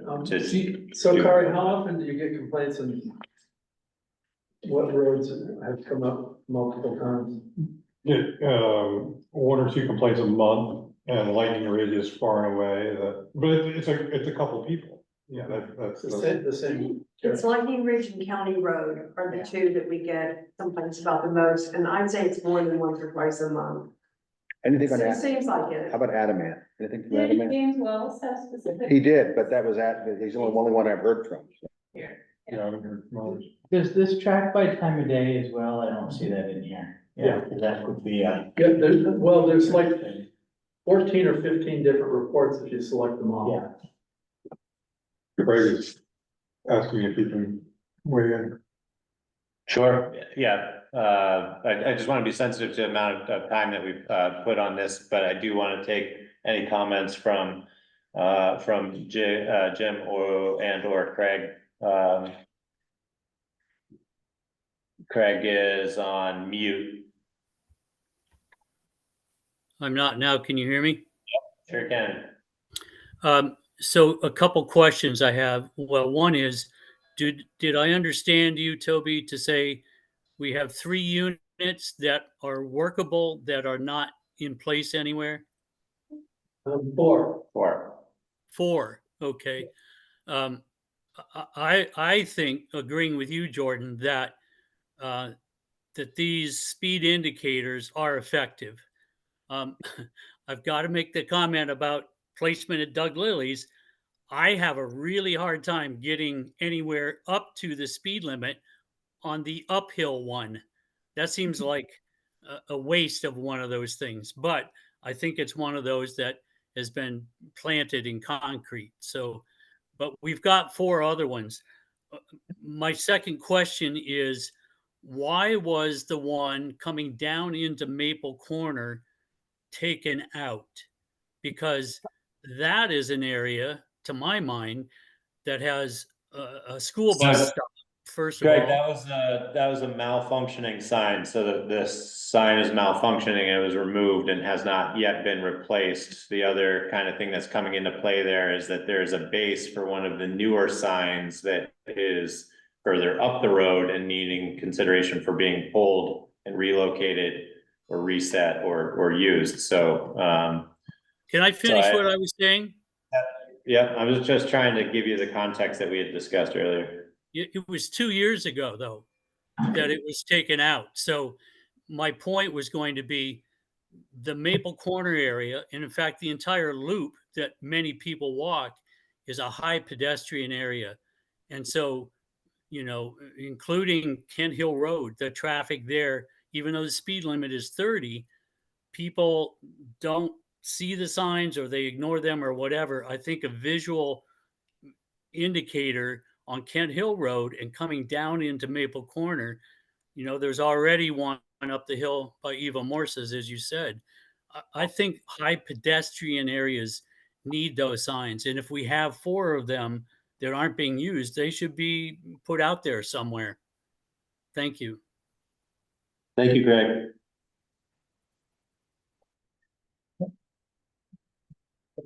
So I'll suggest that we try to mount one of the signs on our regular signpost to see if that kind of installation is easier done than the concrete base and the big hole. If that works, then we can do all the rest of them, and you guys can choose locations as you like. The one advantage of that is the regular signposts, they go into an anchor in the ground with a bolt in there, so you can actually unbolt it, take the whole sign out and go somewhere with it. It's a 2-man person because the sign is heavy and it's way up in the air with a solar panel, but it is doable that way as opposed to the concrete base and the big metal poles. Yeah, I mean, I agree with Craig that they've been sitting in the shed for a year now. So and we just haven't- to give you some, the signs were bought after I left service. No, And essentially, it wasn't until I came back and no one has directed any. right, Any. no, I fully know, I just remember Opportunity. Yeah. when we first. There's also been plenty of work in the last year and a half Yes. to be done on various Yeah, roads, But so. I concur, it makes sense that they be put out. So how do you wanna, what process do you wanna use to select where they go? I mean, I'm comfortable, deferring that to the road commissioner to a certain extent to kind of come up with a procedure for identifying characteristics of a road that would make it, either by Yeah, and we've heard, public comment. yeah, public complaints is one factor and True. pedestrian usage might be a consideration. Yeah, safety, right? Safety, traffic We're volume. gonna optimize. Yeah. So if we had, you know, a hit list of the few boxes that we'd like to check. Maybe we can lie and tell everyone there's a speed camera in each one of them. Yeah. I mean, I think if we put them in areas where we know we want to control traffic and residents know that we are tracking data that is going to be used for enforcement, that is gonna resonate, sooner than And later. maybe put that on Front Porch Forum, we're putting out new, you may notice new signs in town, and here's what's up. So I'll bring you a recommended criteria And probably consider moving one of the Lightning Ridge signs, right? If it's movable. The uphill one. The uphill The uphill one, that's the one that the data is from, so. Oh, it's in the down. No, that was the data was from the The downhill. one coming down the hill, Oh, I thought you the said. one coming up the hill, yeah, could be moved. Okay, good. Right. So if you're looking at possible considerations, I will say that the village of North Calas has a lot of pedestrians and cyclists. And so I would like for you to consider that one as well. And also, while I've got the floor, I'd like to say, it looks like what we need to do is to have Toby do some training with Kari so that more than one person knows how to download the data from these signs. We should have cross-training there and not rely on just one person, because if something happens to Toby and nobody knows how to do it. So I'd like for you guys to set that up, that training. I'd offer to help too if you needed it. More the merrier. And Toby made the suggestion, which is, I think everyone agrees is a good one, of mounting it on a regular signpost. Right, So- so we have to try that to see if that works. If it doesn't, then we'll have to go to concrete pieces in more permanent locations. Okay. Yeah, the original signs, the first three we purchased were smaller and less weight, and they also had batteries Mhm. that could be changed out, so you could move the sign and not have to have the solar panel. The new signs only are powered by the solar panel. James, see your hand raised. You wanna chime in here? I do. I did hear you talking about the Lightning Ridge, and you're gonna look into it. I think as far as the one there, it would probably be best to keep the one that's going down the hill, because as we know, momentum picks up going down the hill, make people more cognizant. And I agree, the one going up the hill, I think that's an exercise in futility. I know they're in cement, but I believe our town has the equipment to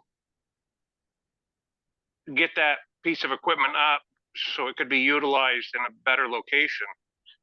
As we all say, the saying, Maple Corners is a huge issue for speed. I agree with that. The other sections around like Kent Hill. But over here in Adamat, all roads lead to Adamat. We have the music school, we have all the functions, the concerts, the meeting hall over here just off Martin Road. We have the Friday night cookouts. Some of these roads, especially one that's movable, some of these roads are a prime candidate. I know people speed down through here. They're coming. I've seen cars come down by my house headed into the village, in excess of 50 miles an hour. And I'm trained and certified to detect speed. And I get your point. Standing out beside the road, it looks fast. Well, I'm trained in speed. I can tell you how fast these folks are going.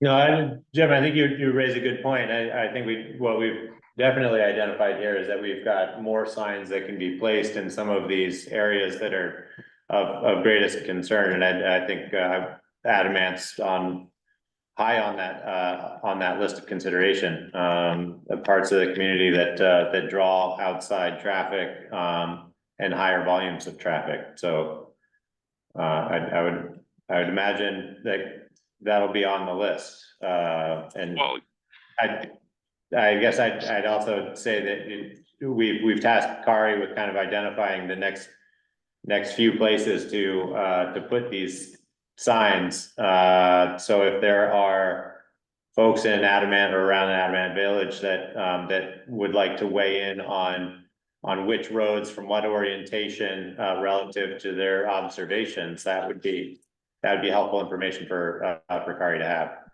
so that we can make a good. I absolutely agree, but like I said, if you've got one that's mobile,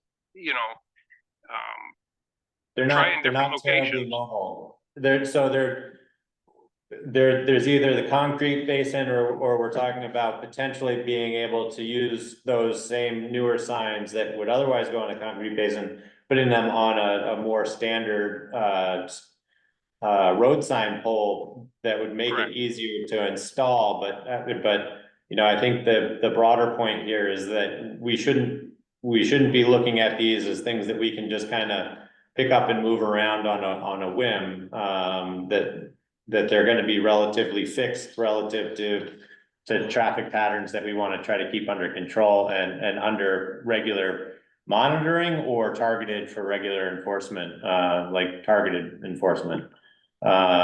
So while they can be moved, I don't think that it's probably worth too much time trying to define how we move them around. What we need to do is identify where to put them and get them out there. Is that fair? Okay. No, I understand. Well, thank you for the input. I appreciate your input through this conversation. We've been talking about it for a couple of months. So please keep in touch with us about it. Your expertise is pretty specific to this, so it's appreciated. I'll start working on assembling all the other signs ready to go and Yeah. wait for direction on. That'd be great. I'll do a test location in Maple Corner on one of the regular style posts to see. We already have an anchor there where we had the sign before. Actually, two anchors, one on halfway down the hill and one right at the intersection. Yeah. And anecdotally, the one that was at the intersection was mostly everyone's at 25 miles an hour when they hit the end of the pavement. There were very few violators beyond the pavement. Which is what we're trying to That's when do. it gets bumpy.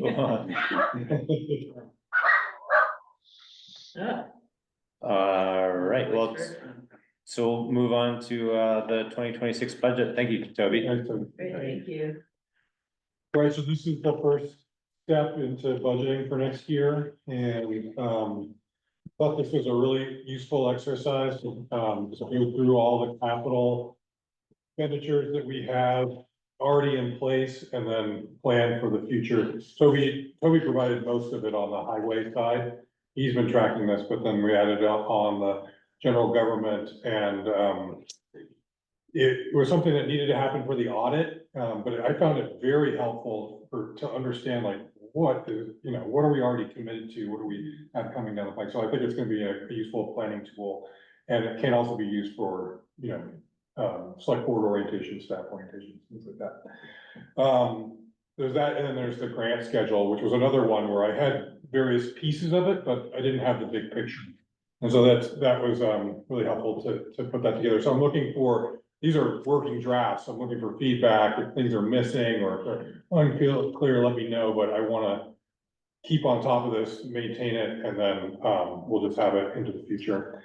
So sort of key points on the capital budget. On the highway side, if you assume we operate 4 of those 10-wheelers, and they have a 7 years of useful life, then really we ought to always be paying for 2 or 3 of those at a time. I think we might have gotten away from that a little bit in the past couple of years, and we're gonna have to catch up. If we're gonna operate that for a fleet. And then we also now have 15 years of greater loan payments ahead of us, and also 5 years of a tractor. So that's what we're more or less already committed to, and then you can see where there's other items that will need to be replaced in the coming years. And then on the general government side, we've got the dam, obviously that's a big nut over time. We're also committed to the East Montpelier Fire Station and the new truck, right? So those are big ones. What's not included in here is anything for Woodbury Fire Department. I think that they should be able to provide us with information that we can build into this. And then, the other thing is technology. We've been budgeting for technology, but that belongs in here as well. The other thing I was gonna say is that there's been other items that we, come up. Do we need a reserve fund for the garage? Do we need to start setting aside monies for either relocating it altogether or making improvements to it? Land procurement has come up, and then we'll be talking about the East Montpelier station and having something in reserve, since we're responsible for the upkeep of that as well, if it falls into the capital. Anyway, you look at the bottom line and, you know, I'm sure we can adjust this and fine tune it, but we're looking at some pretty significant increases in the coming years. And sort of what my goal with the capital budget would be to get it to what we expect to be a fairly stable level over time, because I think what we want to avoid is big fluctuations, down or up. For the benefit of the town and for the benefit of the taxpayers, so people know more or less what to expect. And I mean, I really especially like the schedule of when things need to be replaced and being able to plan for that ahead. Are we using the grader that was supposed to be replaced in 2017? Yes. Okay. And we don't plan on replacing her a little bit. We just, you know, they're 350 grand, so. Yeah, We just got a new one and the old one seems to be hanging in there. okay. I know the highway department's not very happy with the CV 515, but, Yeah. I hear about it every And, day. yes, and that's frustrating. They're unhappy with that CV by the international 515 there. Yeah, it's in the shop more than it's available, it seems like.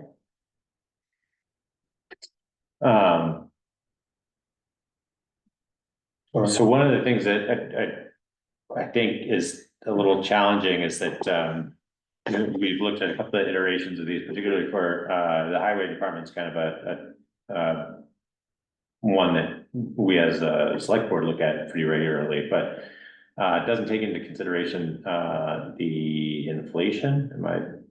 So, yeah, that's a good question, and I'm not exactly sure what to do about that. But I did factor in inflation within the first 5 years, but beyond that, I didn't.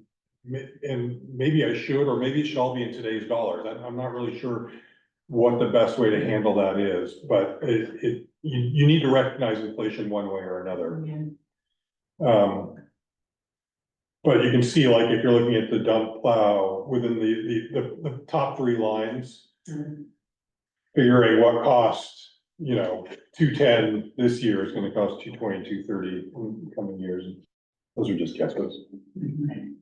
What I could do is just start with today's dollars and then go out 3% a year or something like that. And just use that as an assumption in that. Or, you know, I guess if we're getting disciplined about this, it's a little hard in this point in time because we're starting fresh without information, but if we had whatever we anticipate the replacement value of a person, so as soon as we've established where we are on the life cycle of a particular piece of equipment, if we have another column for what the anticipated replacement value is gonna be at that year, you know. And then I guess the big question is whether or not we wanna be budgeting for ramping up funding for the purchase, or are we gonna work on the assumption that we're just going to finance or bond for the full amount and then just start making payments for that after a period of time, and then just manage our payments relative to those items. One more thing about inflation that was really had me feeling like I'm just guessing here is that inflation has been so out of control over the last 2 years, especially with vehicles, especially with large vehicles. Like, it almost drew me back to like, maybe everything should be in today's dollars and you just update it every year based on the current level of inflation, and just, so everybody knows we're talking about today's, that's not actually what it will cost you 10 years from now, but it's the relative value to that. So I don't know. Yeah, I think that makes sense.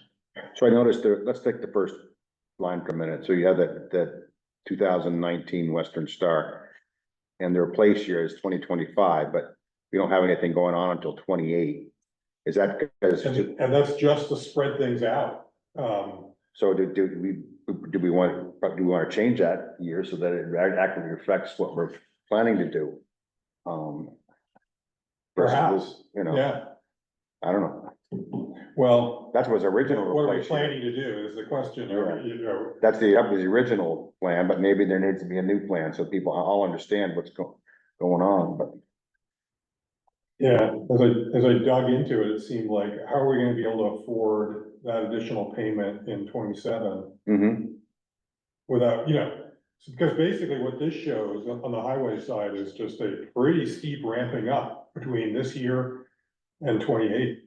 So we get to that 200 level, which is probably where we need to be. So those are some pretty big steps. It's gonna double. Yeah. Yeah. I think our 84 is probably artificially low, I'm guessing, that we just ended up here. Mhm. Because there's the other thing, you have to order these vehicles Yeah, way in years in advance in some cases. Yeah. We were lucky to find that grader, but if somebody else had bought it, but Yeah. didn't pick it Yeah, up. that's right. You're very fortunate. Is there a mechanism for evaluating whether or not we make a change in the size of the vehicle relative to some of this exercise? I mean, what's gonna be the trigger to say, rather than running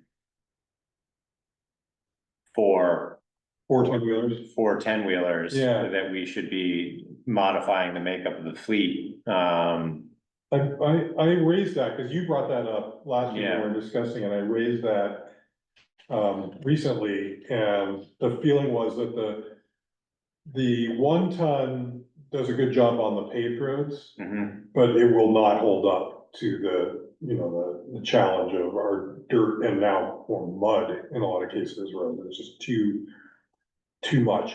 They do run, what's been the typical pattern, when possible, is to have we're talking about the CV, the 1 ton, go out, do the paved roads first, and then start picking up specific roads that are appropriate for the one, or more appropriate for the 1 ton. So it's not like we're not putting it to use, but the feeling was we really need to be running at least 3 of the 10, and really what we're doing is running 4 of the 10-wheelers. But there's still a whole, there's a size in between there too. There's a 10-ton dump trucks that aren't. All right, well, let me ask about that. I think the issue is though, is because we have to go so far now to get material. They need a bigger truck to haul the most that they can. Yeah. Otherwise, you're spending way more time on the road. So, because the pit's closed, basically. That's why I think we had to go to bigger trucks. We had smaller trucks for a while. They had to go to bigger ones to haul it. Well, I think if I can be afforded a lot of assumptions, we've been struggling with the ability to employ enough people. And so that's put pressure on productivity for the handful of people that we have running the trucks in the winter time. So that, inherently means having bigger trucks that don't require fill up as frequently, or, can support the hauling. But we also do a lot of hauling because we don't have a place that's centralized to do a lot of stockpiling as well. So, I think there's I can understand the efficiency of having the greater capacity because we have fewer people. We are now starting to fill the ranks, so to speak, with more people, and we're having conversations about how do we get some of our budgetary expenses under control, and buying enough material and having it on hand, and how do we do that at volume so that we can enjoy the economies of scale that come with that, and does that then alleviate the need for having larger trucks, which are going to be harder on the roads, et cetera, and more expensive to replace on these schedules. Well, if we had a semi truck and a place to dump it, you then we could stockpile it, yeah, have to pay somebody else to do that, absolutely. Yeah. So, I don't think you can raise that one consideration without also raising some of the other ones, but, at some point, I would certainly think that it would be worth taking a look at whether or not we can does it make sense to go to the smaller trucks, or an intermediary size, and what do we need to do to support that? And do we get benefits economic benefits on both sides of those decisions.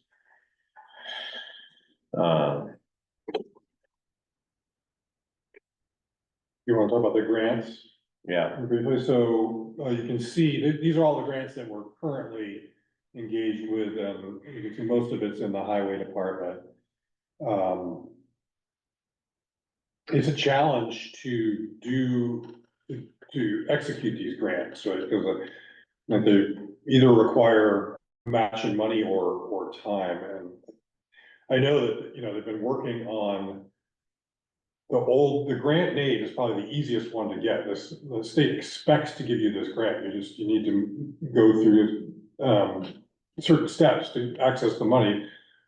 But the key to it is installing those for us. The in-kind is our labor, use of equipment, and so on. And, they got a good head start on it this year. There was a lot to do.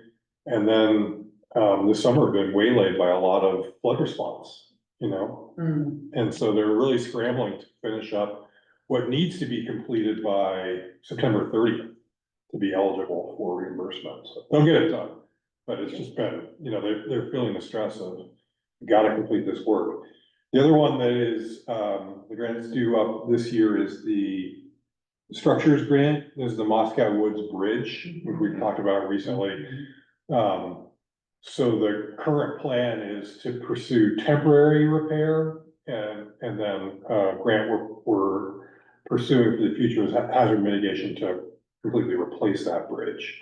And that'll be another new grant application for the new design. Yes, For the bigger bridge. for a much bigger bridge, yeah. So we've completed the pre-application for that. But that'll be a multi-year process if we do get the grant to get the design in there. So the plan is to use this structures grant, 90,000, I think was, you know, to do, a repair or replacement at one time was a replacement. But now we're looking at just repair.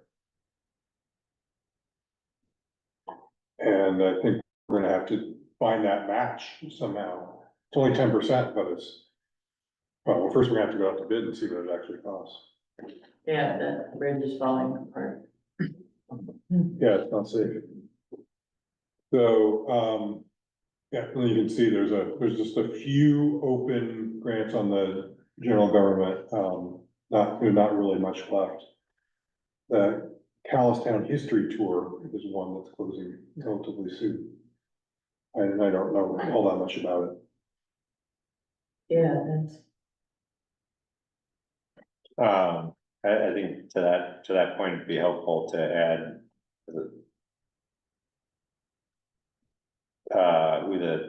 who the owner is. So contact person. Mhm. Yeah. Yeah.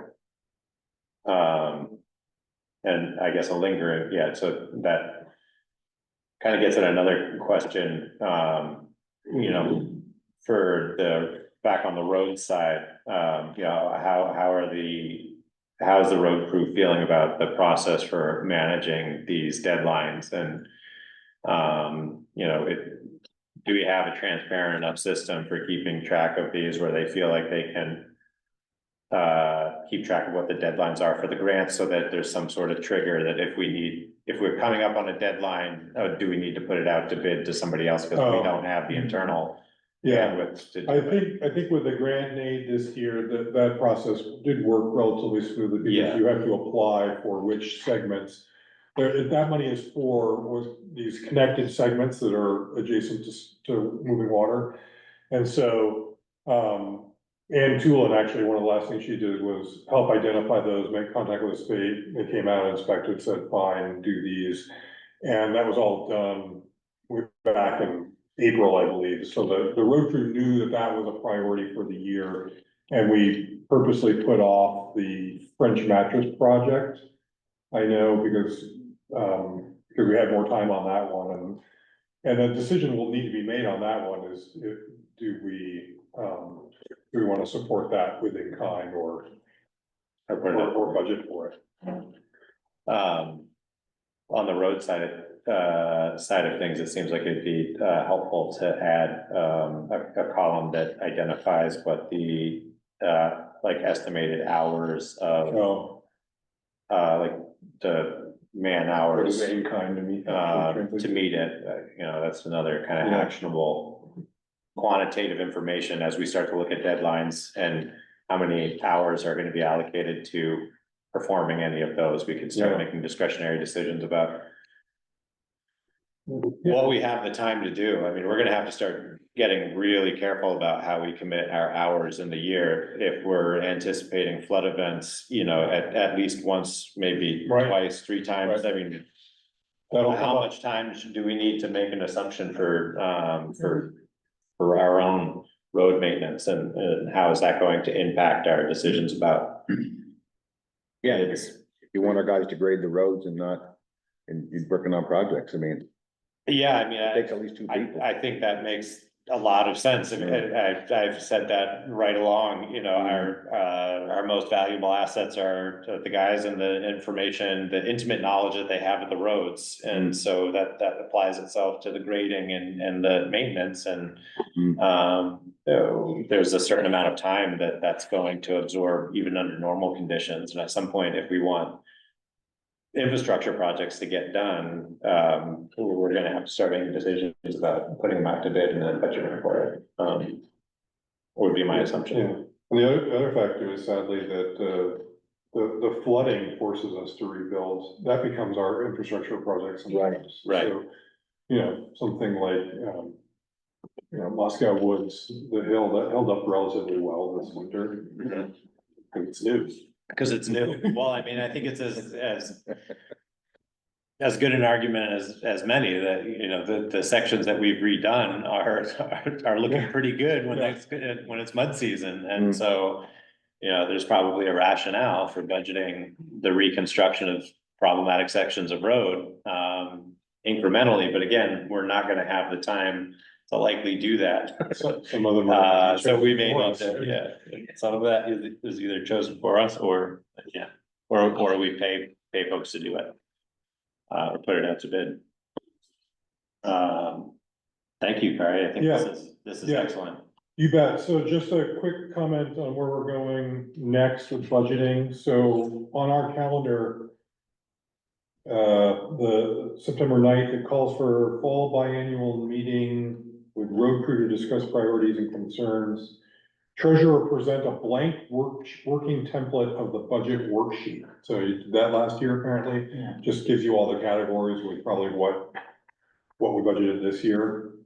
So we'll work on that. Appoint select board members to work on specific portions of the budget. I guess that was the process last year. I'm not sure if you wanna, but we're gonna talk about that. And then follow up with an email to those involved, like committees and commissions. Start scheduling groups to come in here and speak with you. Yeah, I mean, I think my sense is that the assigning of individual select board members to work with was as much a learning curve process than it was anything else. So, you know, I don't know how with Kari and then the seasoning of the select board, whether or not that's as necessary to the process, we can kick that process down to the committees and have them bring that up, because we're gonna be working through those dialogues anyway. So anyway, something to think about. Yeah. Okay, great. Are those two things we just looked at, the grants and are those gonna live somewhere in here where we know where they are? Are they gonna have to go back and find them? In the SharePoint? Yeah, why don't we put them in a budgeting? Yeah, that way they know where to go find them. Yeah. Great idea. Is there, just to quickly go back to the capital one? Yep. Is there information or a plan for more town office, town hall, when it's gonna need a roof, when it's gonna, does any of that exist, or are No. we starting from I scratch? mean, we will need to do that at some point. At some point, yeah. But I would suggest the garage is probably ahead of the. Yes, Yeah, whether it's a new roof or relocation or something. yeah, absolutely. Thank you, Corey. Yep, you bet. East Montpelier Fire Department, discussion of the August 8th, meeting and the, agreement. So the two we're items I still- think we ought to discuss tonight, one would be there's a lot of discussion around when is a repair or improvement or something unplanned that has to be spent on the fire station facility, when is that a capital expenditure versus that we need to pay for 1/3 of versus, operational maintenance item that the fire department pays for out of their budget? I'm not sure that I know. I mean, I was there, but Well, so the proposal was a $3,000 threshold, right? Anything above 3,000, it's unplanned, comes up, a boiler fails, was the example that happened this year. Anything above 3,000, the towns would pay for. Anything under 3,000, the fire department would pay for. That was a proposal, that's why we need to discuss it. We like that concept, and is that the right number? And that's new, right? That's always just been they pay for You know? Depends on who you ask. That's why we're talking about. Yeah, the management has, There was a pot of money left over from the bond, and, I think it was, I don't know, maybe $80,000. But certain expenses that were related to the building always just got paid out of that extra bond money. And so We were sheltered. that pot of money is gone, but, Kari said 3,000, but I thought at the meeting that the board, the East Montpelier board and fire department and Calas, I thought you were in agreement for like $2,500 would be the threshold limit, and Seth Gardner said 3,000 for him. Oh. So, it was 2,500, so two out of the three entities I thought agreed on 2,500, but, it's true, the fire department does not own the building, the towns do. And, there's no line item like in the fire department budget that says, you know, like, where would they come up with an extra? Well, they did, they had to pay $4,000 for the firebox issue, so, anyway. yeah, it seems to be a deferred issue. And the reason that came up is because the words are used in the interlocal agreement, and they've never really been defined. Yeah, and I think the other part is that the budget that we take a look at perennially is kind of hard to track and doesn't really Yeah. account for some of those things. And so, I think there's two parts of it. One, the fire department needs to be funding a fund to a certain extent to respond to anything that's gonna be under $2,500. And then, we as towns collectively need to be funding another subsequent fund to make sure that we can respond to any of those instances that go above that. So, so this 2,500 is per occurrence. My understanding, right? It was per occurrence, and then there was a question of, well, if it's like one suit is, this much, and, like, That was, there's some that was, accounting question. that was for capital stuff, though, I thought, but. that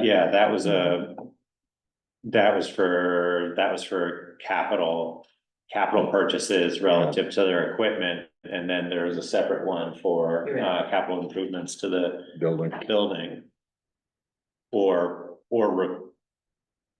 Now I need to call Seth and ask him if we're not supposed to say repairs, Yeah, really.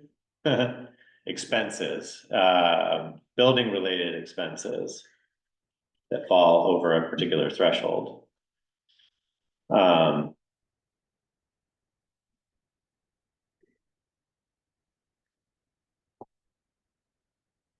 I don't have a good answer. I mean, I have, you know, it seems to me like it would make more sense to have something that is being funded and controlled by the fire department with controls about how much they can spend out of that particular budget at any given time, much like the capital equipment purchases. Because they're the ones responding to the needs. They're the ones who are paying most attention to when the driveway needs to be paved or when the roof needs to be repaired or any of that stuff. And then commit the towns to fund that as part of their budget that goes into their operating budget, you know, as opposed to the towns maintaining a separate fund to draw from when those emergencies arise. Are folks tracking that? Is that open too much of it? Well, I think I heard a couple different things. One was the point, I mean, I think that to the extent that these things can be planned for, that's what we want, right? And we would like a capital budget from them that looks something like this. So that the boiler is gonna need to be replaced in year X and the roof in Y and, but when the unplanned things come along, you're suggesting they're the operators, they're the ideal party to just go ahead and use whatever pot of money we're setting up and make the decision and do the replacement. And so that, I mean, I think that model could work. They would just request from us when they do their annual proposal, we want to establish a reserve fund and we need X amount in it and here's your share. And so we would need to budget for that every year. Right. Yeah, That be part of we their, do, because we don't have Right. that now. part of their annual request. That Yeah. the voters vote on. It would be part of their, it would be a line item in their annual request for operation. That's a model, or each town could have its own pot and then. But I guess yeah. I mean, that idea seems much smoother. It seems like every time they have a $2,500 incident to have to go to each town and. Well, and we don't have money sitting around. Right.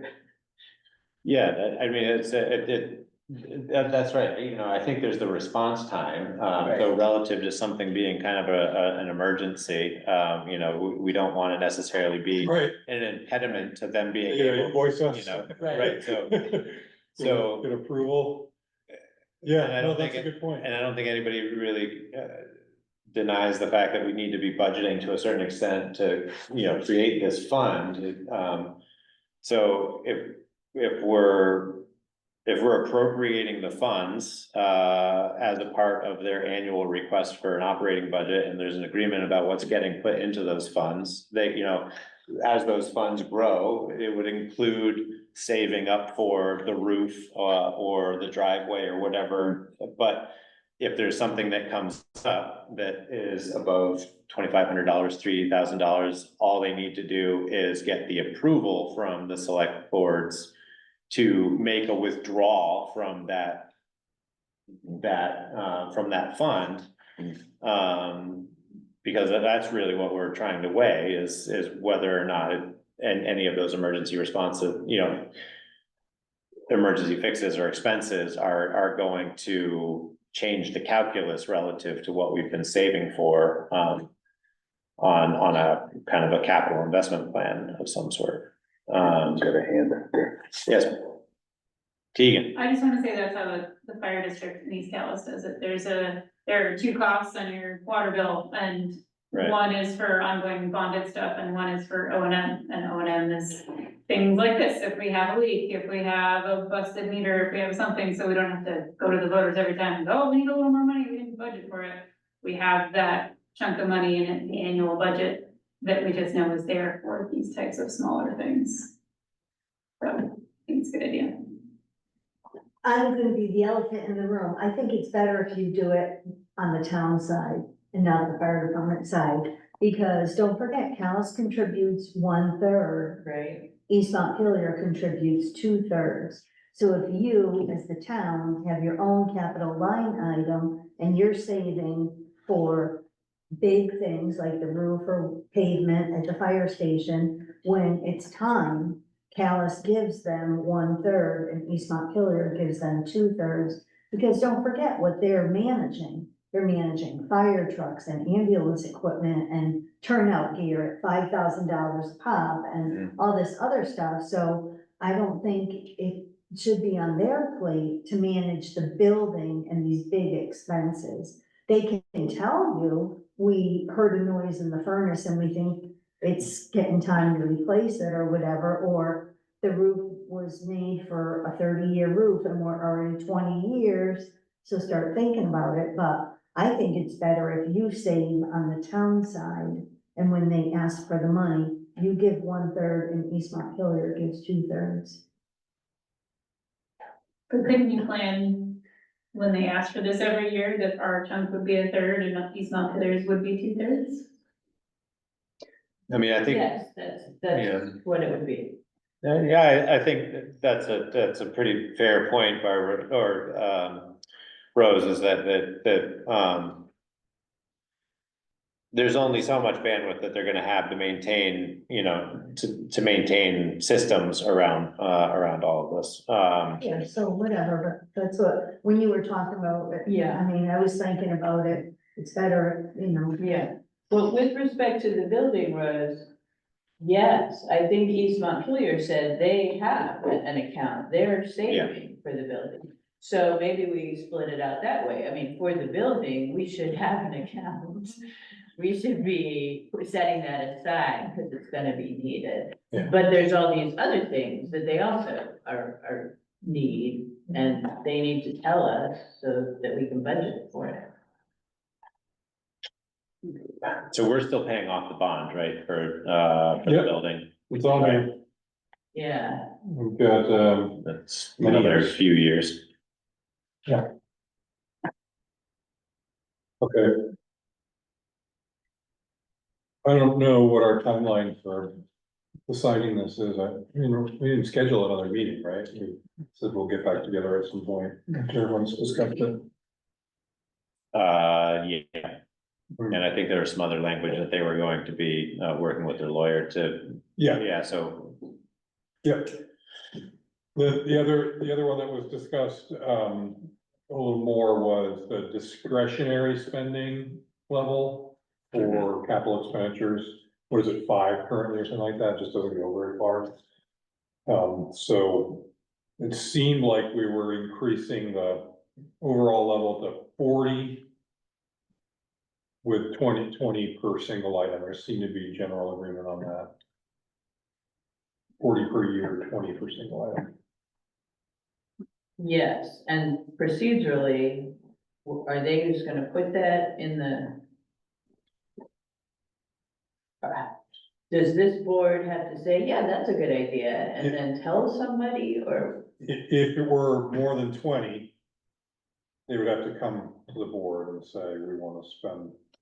Yeah, no, I got that. Yeah, But right now, what's the status? Do we have to like vote? Yes, we like that, 2040? I don't know that we need to vote. I think we're really just kind of sharing this frankly for the benefit of Jamie, who wasn't attending, to bring her up to speed on kind of where the dialogue was around that. And unless there's any kind of change in feelings, I guess, on the part of us, to be reflected, then we don't need to do anything, and we'll. It's gonna go into the next version of the interlocal agreement. and then we'll see it again. Yeah. Without us having to do anything. So that was the consensus that was Okay. relatively met during the meeting, Jamie. Yeah, so unless there's any more dialogue that needs to be had about that, then that was the other big I don't kind of think Ann has substantive seen change. this either, has she? No. She wasn't from there. All right. I will say, and I hate to say it, but I felt a little bullied at that meeting. And I'm hoping that in future things aren't that way. But. Yeah. Story. Yeah, I do I appreciate the dialogue that's been had around this and the flexibility that, you know, kind of the new verbiage has afforded us, so that we have mechanisms. I think right now, it feels a lot like we're trying to eat an elephant, because we're trying to modify this document that has been and all of the context that's coming with it, and I'm hoping that, like, once we kind of have a stabilized document with terms that give us the opportunity to have some of these conversations as, you know, one at a time, so we're not looking at the whole thing, you know, all at once and having to debate the capital expenses versus the building expenses versus the arrangements, you know, but I agree, it feels like we're trying to force through a lot of conversations, and we can't spend any reasonable amount of time on one thing, because we're trying to work through dialogue on 4 or 5 different things, which is really tough, to be put in a position around. Yeah. And frankly, I think there's a lot of clarity that can be worked towards, especially on the budgeting side, and, you know, less so on the call volumes. I think that makes a lot of sense, but like the budget is really hard to understand, relative to how the rest of the town budgets are that we look at. Anyway. Any more dialogue on that? I don't think there's much more to work through. Okay. Thanks, Kari, and thanks everyone for attending that. Nemrick software transition. So this came up recently, but Nemrick is the software we use for accounting, for managing the grand list, tax administration, dog licenses. Payroll. It's used by many towns, municipalities throughout Vermont. They offer a cloud base. We use a server to support it currently. They offer cloud-based. It comes up, you know, occasionally. They ask when we're gonna move to cloud-based, but more recently, we're contracting separately. We're contracting with Nemrick to do the reappraisal, and that reappraisal team will be working here when they're downloading, uploading data into the system, and they require us to be using the cloud-based. I don't even know that there's a viable alternative. Yeah, because basically their team could be up to 20 people at one time, and he's like, well, we could work in your town office, and we're like, I don't know if we could fit 20 extra people in there. So they said that we need to be able to access it from the cloud. And then I reached out to Nemrick and I said, what, can we just do it with the listers? Do we have to do it for everyone? And they're like, it's a $500 fee, you switch everything to the cloud, and then it's $10 per user per month. Sorry, I hijacked the presentation card. Oh, that's fine. And so we added it up. I think there's 5 users we would need to put on, maybe 6, but the Cemetery Commission hasn't really been using their software, so it would be Kari, Barbara, me, John, and Sandra. And as far as budgeting, we talked to the folks from Nemrick, and we talked to John about what is already in the reappraisal fund, and everyone agreed that the $500, if we didn't have it in the town budget, could come out of the reappraisal fund, since this wasn't something we were planning to do, and they've got it in there. So it wouldn't throw up the budget for this year. We could just take it from reappraisal, and next year we would budget in that $50 a month fee. Do we have the bandwidth to go cloud-based, you feel? Now we're on CV Fiber. Yeah. Yeah. Yeah, we've had, been great. Barbara, any complaints about the internet? Do we have a, We definitely need those specs. Yeah. do we know another town close by that has done this? We could call and say, hey, what do you think? We could very easily find out from Nemrick who else is doing this. Okay. I know they've been pushing us and saying, you know, not do you want to, but when are you going to get on the cloud? They want everybody going that way. I've seen this done before with other things, and, you know, sometimes there's latency issues with the cloud. You know, a lot of things are moving when you're doing something, and it may look great, but sometimes, you know. So at this point, on the listserv with the other clerks, sometimes people will ask about issues, and I haven't seen anyone complaining about that.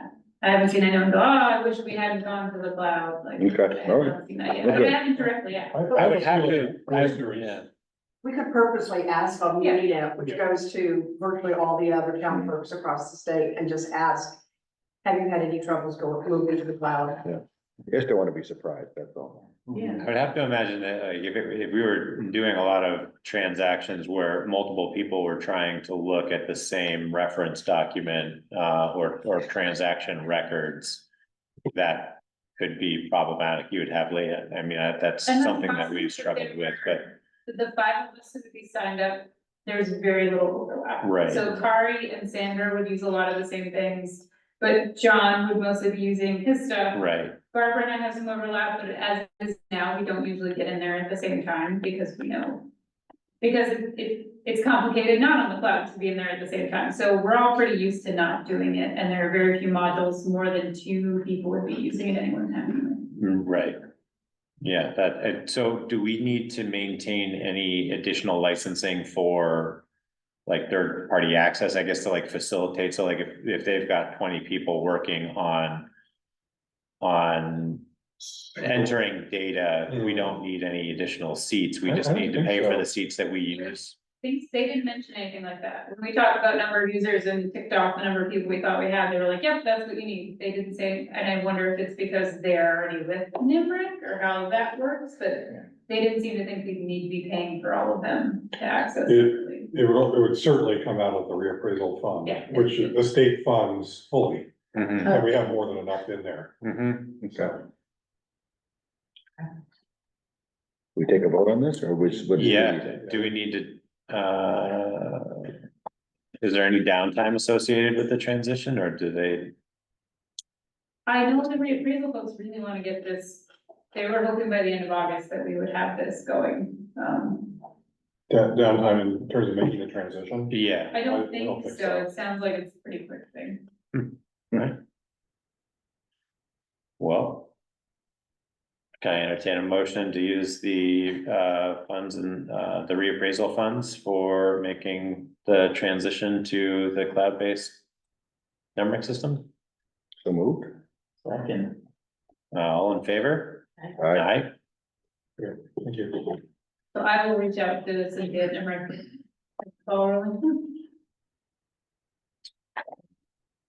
Running into reports. For the pond and Kari, Jamie?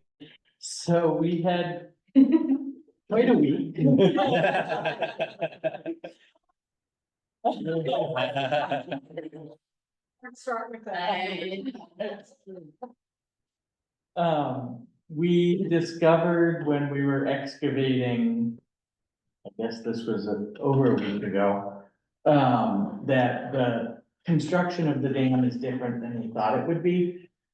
They thought that there would be an upstream stone wall matching the downstream stone wall, which is how most 1800s dams were constructed. When we started removing the muck and digging into the upstream of the dam, we did not ever find an upstream stone wall. There were just sort of some superficial wall stones at the top, and then it's just all sand.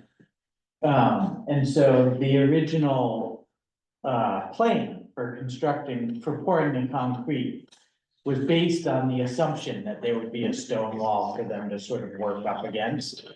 And that wasn't the case. And so Larry, the contractor, proposed that we use big cement waste blocks to build a concrete wall to use as a form for pouring the dam against. Because it's not safe to work against a 15-foot high wall of sand. Exactly. Especially when it's wet. So, right, no, but so to do that, we either had to shift the whole dam 4 feet further out into the pond. Or dig 4 to 5 feet further back into the historic dam. So that there was room for those cement blocks to build the wall to form the dam. And that was Larry's preferred option, because moving out into the pond pinched the work site too much. And so, but in order to do that, we had to get permission from Army Corps of Engineers and Vermont Historic Preservation, to dig into the old dam. We got that permission over the last couple of days. It also allowed us to redesign a little bit. The dam is getting shortened a little bit, and the dam goes straight across from Heiss's to the Camp Road side of the spillway, and then has a bend, sort of to the north. And so that angle got straightened out a little bit in this redesign.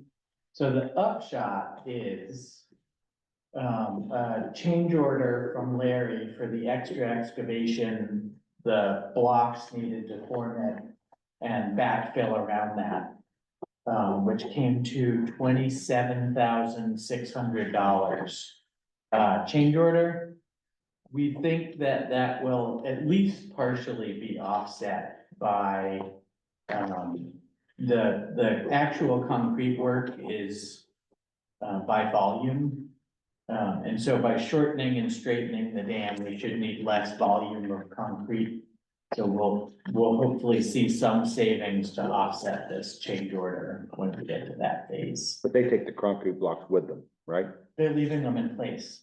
Oh, okay. Well, some of them, there's, because of the flood, there are not enough concrete blocks available. There are almost none available locally. So today they've been hauling concrete blocks all day from Coventry, I think. And so what's probably gonna have to happen, they wanted to leave them all in place because that's the easiest. But if they can't get enough, then they'll pour the footing, remove the ones they used for the footing, backfill that and reuse those blocks for the next phase. But the cost will be about the same either way because there's a lot more labor in. How much you say the change order was? I'm sorry. Is it 27,600. 27,600. And so what we realized when this change order came to us was the select board never really made a process for approving these types of change orders. And in many cases, in this case, it didn't hold up anything because the engineers had a lot of work to do as well before approving it. But we wouldn't want this type of approval process to hold up. You know, if you miss 2 days of work, it's a pretty big deal. It costs money. Exactly. And so the proposal tonight is formally approving that change order so they can start digging tomorrow. And to authorize Kari and I to approve this type of change order. We sort of arbitrarily said up to $50,000. The fact of the matter is, you know, the funds will come through CPA fundraising one way or the other. But where's this money coming from? This 27 extra, looks to me like looking at this, the funding sources, everything's all used up. Your contingency is already used up. Pretty close. So where does this money come from? The loan item will get larger. Yeah. The loan will be larger. The loan will get, and there is some cost savings from the design change. I hear that. So this loan, this $203,000 is a movable number? That's a flexible number. And And who- there's And who pays for that? CPA.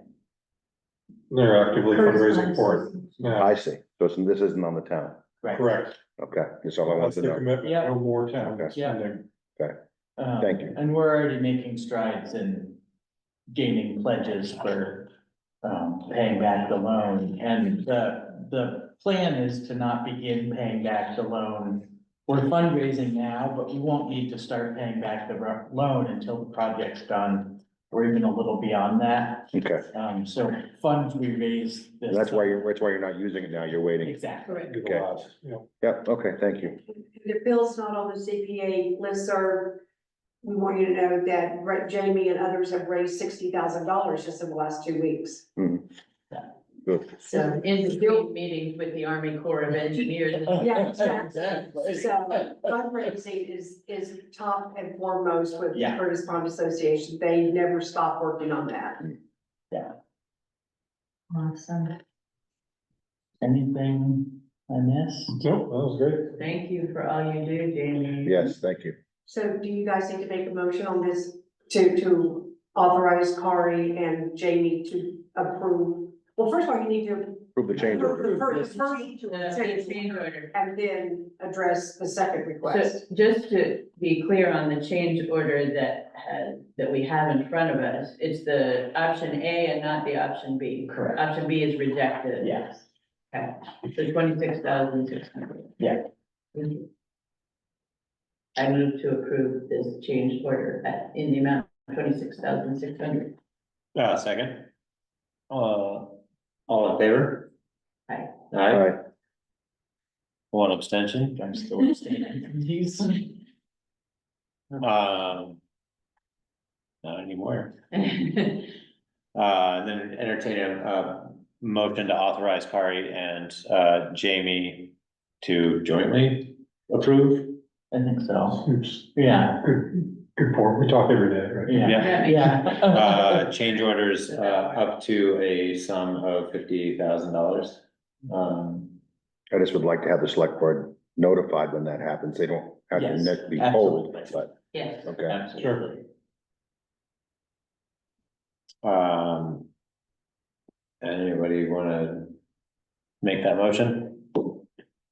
I guess that's either you or. All right, I can move, that the board empower Jamie and Kari jointly to approve time-sensitive change orders costing up to $50,000. And to notify the board With an obligation to notify the with an board. obligation to notify the board. Second. All those in favor? Did I get seconded? Yes, Bill. Thank you, sorry. So I think that was unanimous with one abstention again. Yeah. And I will just say, this was one of the last, this was an unknown, like, we didn't know what we'd find when we dug there. There's one more sort of unknown about where we'll get to bedrock.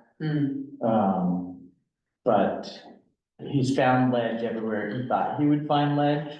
So he's optimistic there will be solid bedrock not far below. We'll know that early next week, but we don't.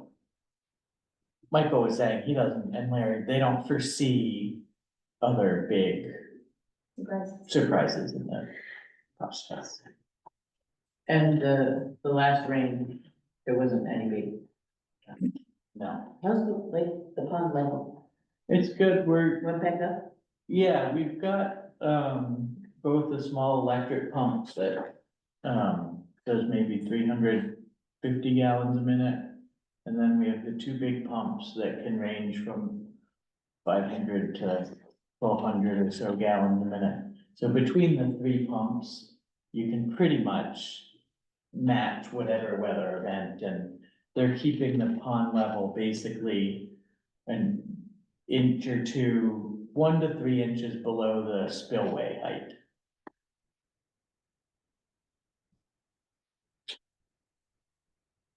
Great. Any other questions about the dam?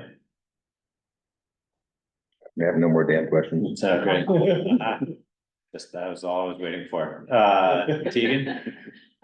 We had an election in this very room 6 days ago, or it was a rock star. I think I did pretty good too. We had 26% turnout, which is really low for a primary, but I read an article today that said the state had 15%. Wow. It was the lowest in like 10 years, so we did pretty good.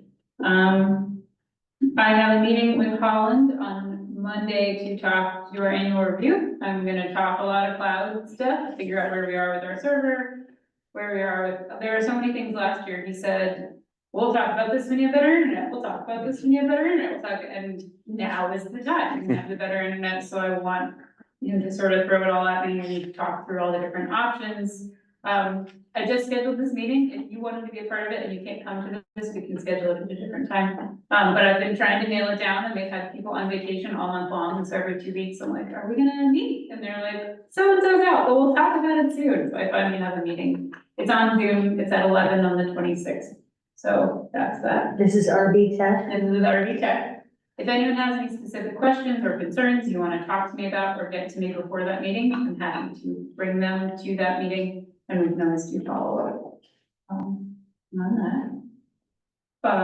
The ordinance training is Thursday, August 29th from 9 to noon. Buffy cannot do it because that's the first week of school. Corey's gonna be out of town. I'm planning to do it. However, Barbara and Carter will be out, so we'll be closing the town office for the morning so that I can attend that. You still wanted to attend that? Yeah, I haven't registered yet, but that's on my radar. I can register us both. No one else That'd be wanted great. to attend I won't. ordinance. I'll be on vacation that week. Yeah, I will sign us both up in the morning. Great, thank you. Those were the big ones. Yeah, those were the big ones. There's that just helping out with tax bill stuff, with one policy because it's been rolling in and working with the listers and with Kari to sort of sort through any issues that we're having. Well, thank you for the excellent work on the election, but And tax payments are rolling in. It seems like we're getting more tax payments this early in the first 2 weeks after mailing than I recall getting in the past. So, we'll be making a big deposit at the bank tomorrow. And I will be on vacation Tuesday, Wednesday, Thursday, Friday of next week. Cars, of course, leaving tomorrow for almost 2 weeks. So we will have the town office closed on Tuesday because Tegan also needs to take Tuesday off. I'm just going. So we're going to post on Front Porch Forum that the town office will be closed on Tuesday, the 27th. And as Tegan just said, Thursday morning, the 29th. okay. Thank you. Kari? So Tim Sully gave us 2 week notice today. He's actually, gonna start his new job tomorrow, so he's done. Which was fine, that was mutual agreement. Tim Sully from our road crew. E-L-L-U-I. We did an exit interview this afternoon and it went well. There was no hard feelings at all that I can detect. We just got a better offer. So I would talk about that more, but we're, we started advertising right away. Place full-time position.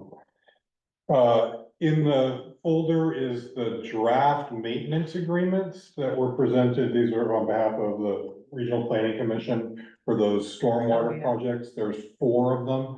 2 of them are a little more intense because they involve filtration and the cleaning of that filtration. So when I shared these with the road crew, there was a certain amount of stress around, oh, this is additional work. And specifically around the cleaning of the filtration system requiring a Vector truck.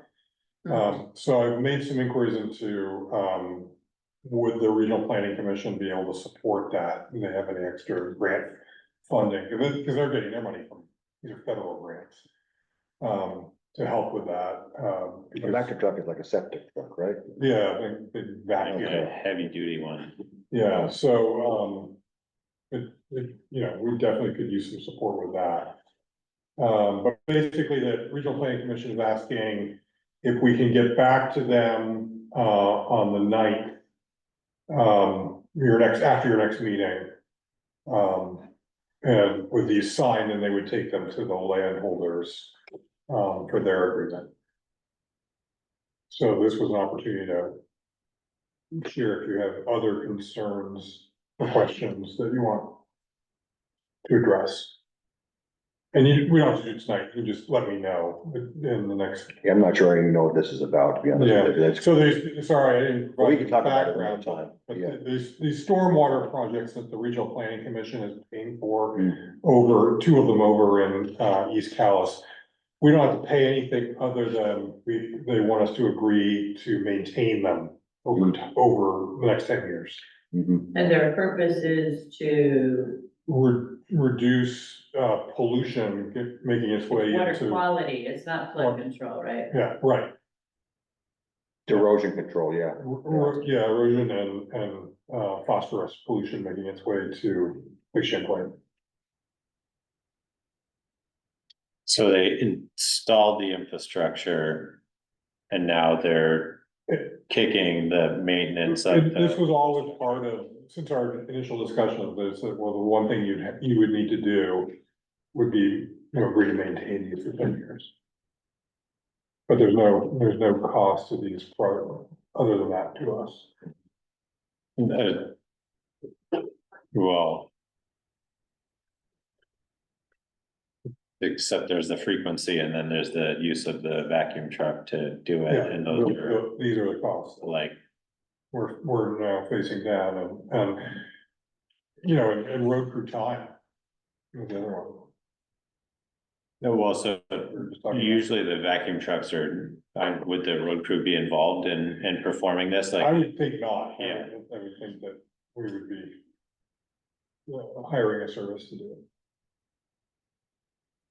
be curious of whether or not some of the larger municipalities now have those trucks, and whether or not we could hire one of them to do it Yeah. as opposed to going to That's what I a thought. private contractor. I'm sure there's one of the cities locally would have that. I don't know if they'd be Yeah, I looking know. for some revenue. They're expensive trucks. I would imagine that taxpayers in those communities would welcome Yeah, no, it makes sense. shopping out their services, I guess, if they had the time to do it. So I haven't had time to look into Yeah, it. okay. but- One question. So did you say that the regional planning wants us to get back to them by September 9th meeting with those signed Yeah, documents? that's Okay. right. That's what I thought you said. And then they would ask the landowners to sign it. Yeah, landowner signature. Okay. Next up on the list is just an update on the amendment to the dog protective order. So Buffy shared what you approved last time. There was some pushback. We made a very minor change. I made it with Jordan's blessing, because I don't think it changes anything materially. And Buffy took it back and we haven't heard anything back, but the deadline is September 1st, so by the time, next time you meet, we'll know if she signed it or not. And we'll move forward. Yeah. Okay, so that was just an update, and then there is a financial report for July in the folder. I really don't have any significant concerns at this point, in terms of this year's budget. But I've never done a July for the town before, so. What I do have significant concerns about are the FEMA funds that, been depleted, and so. In that document that I shared, it says, don't worry, you will, if you have projects, you will get reimbursed. It's a matter of when, but anything that relies on Congress, it just makes me nervous. Yeah. Oh, boy. And then the Blue Cross Blue Shield medical premium increase, it was approved at 23% for next year. Major concern. That's one of our biggest line items in the budget.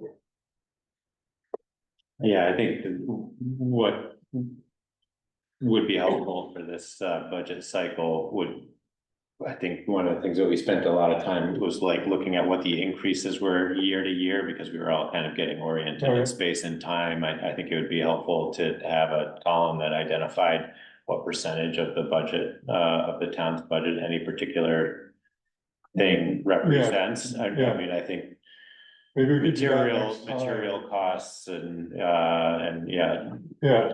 these costs, I think that's informative. Like when we to did the taxpayers. fire department discussion, I did that and just to see, like, because they're pulled out, right? They're separate, they're in those appropriations, but East Montpelier between fire and ambulance is 10% of our budget and Woodbury is another 5%.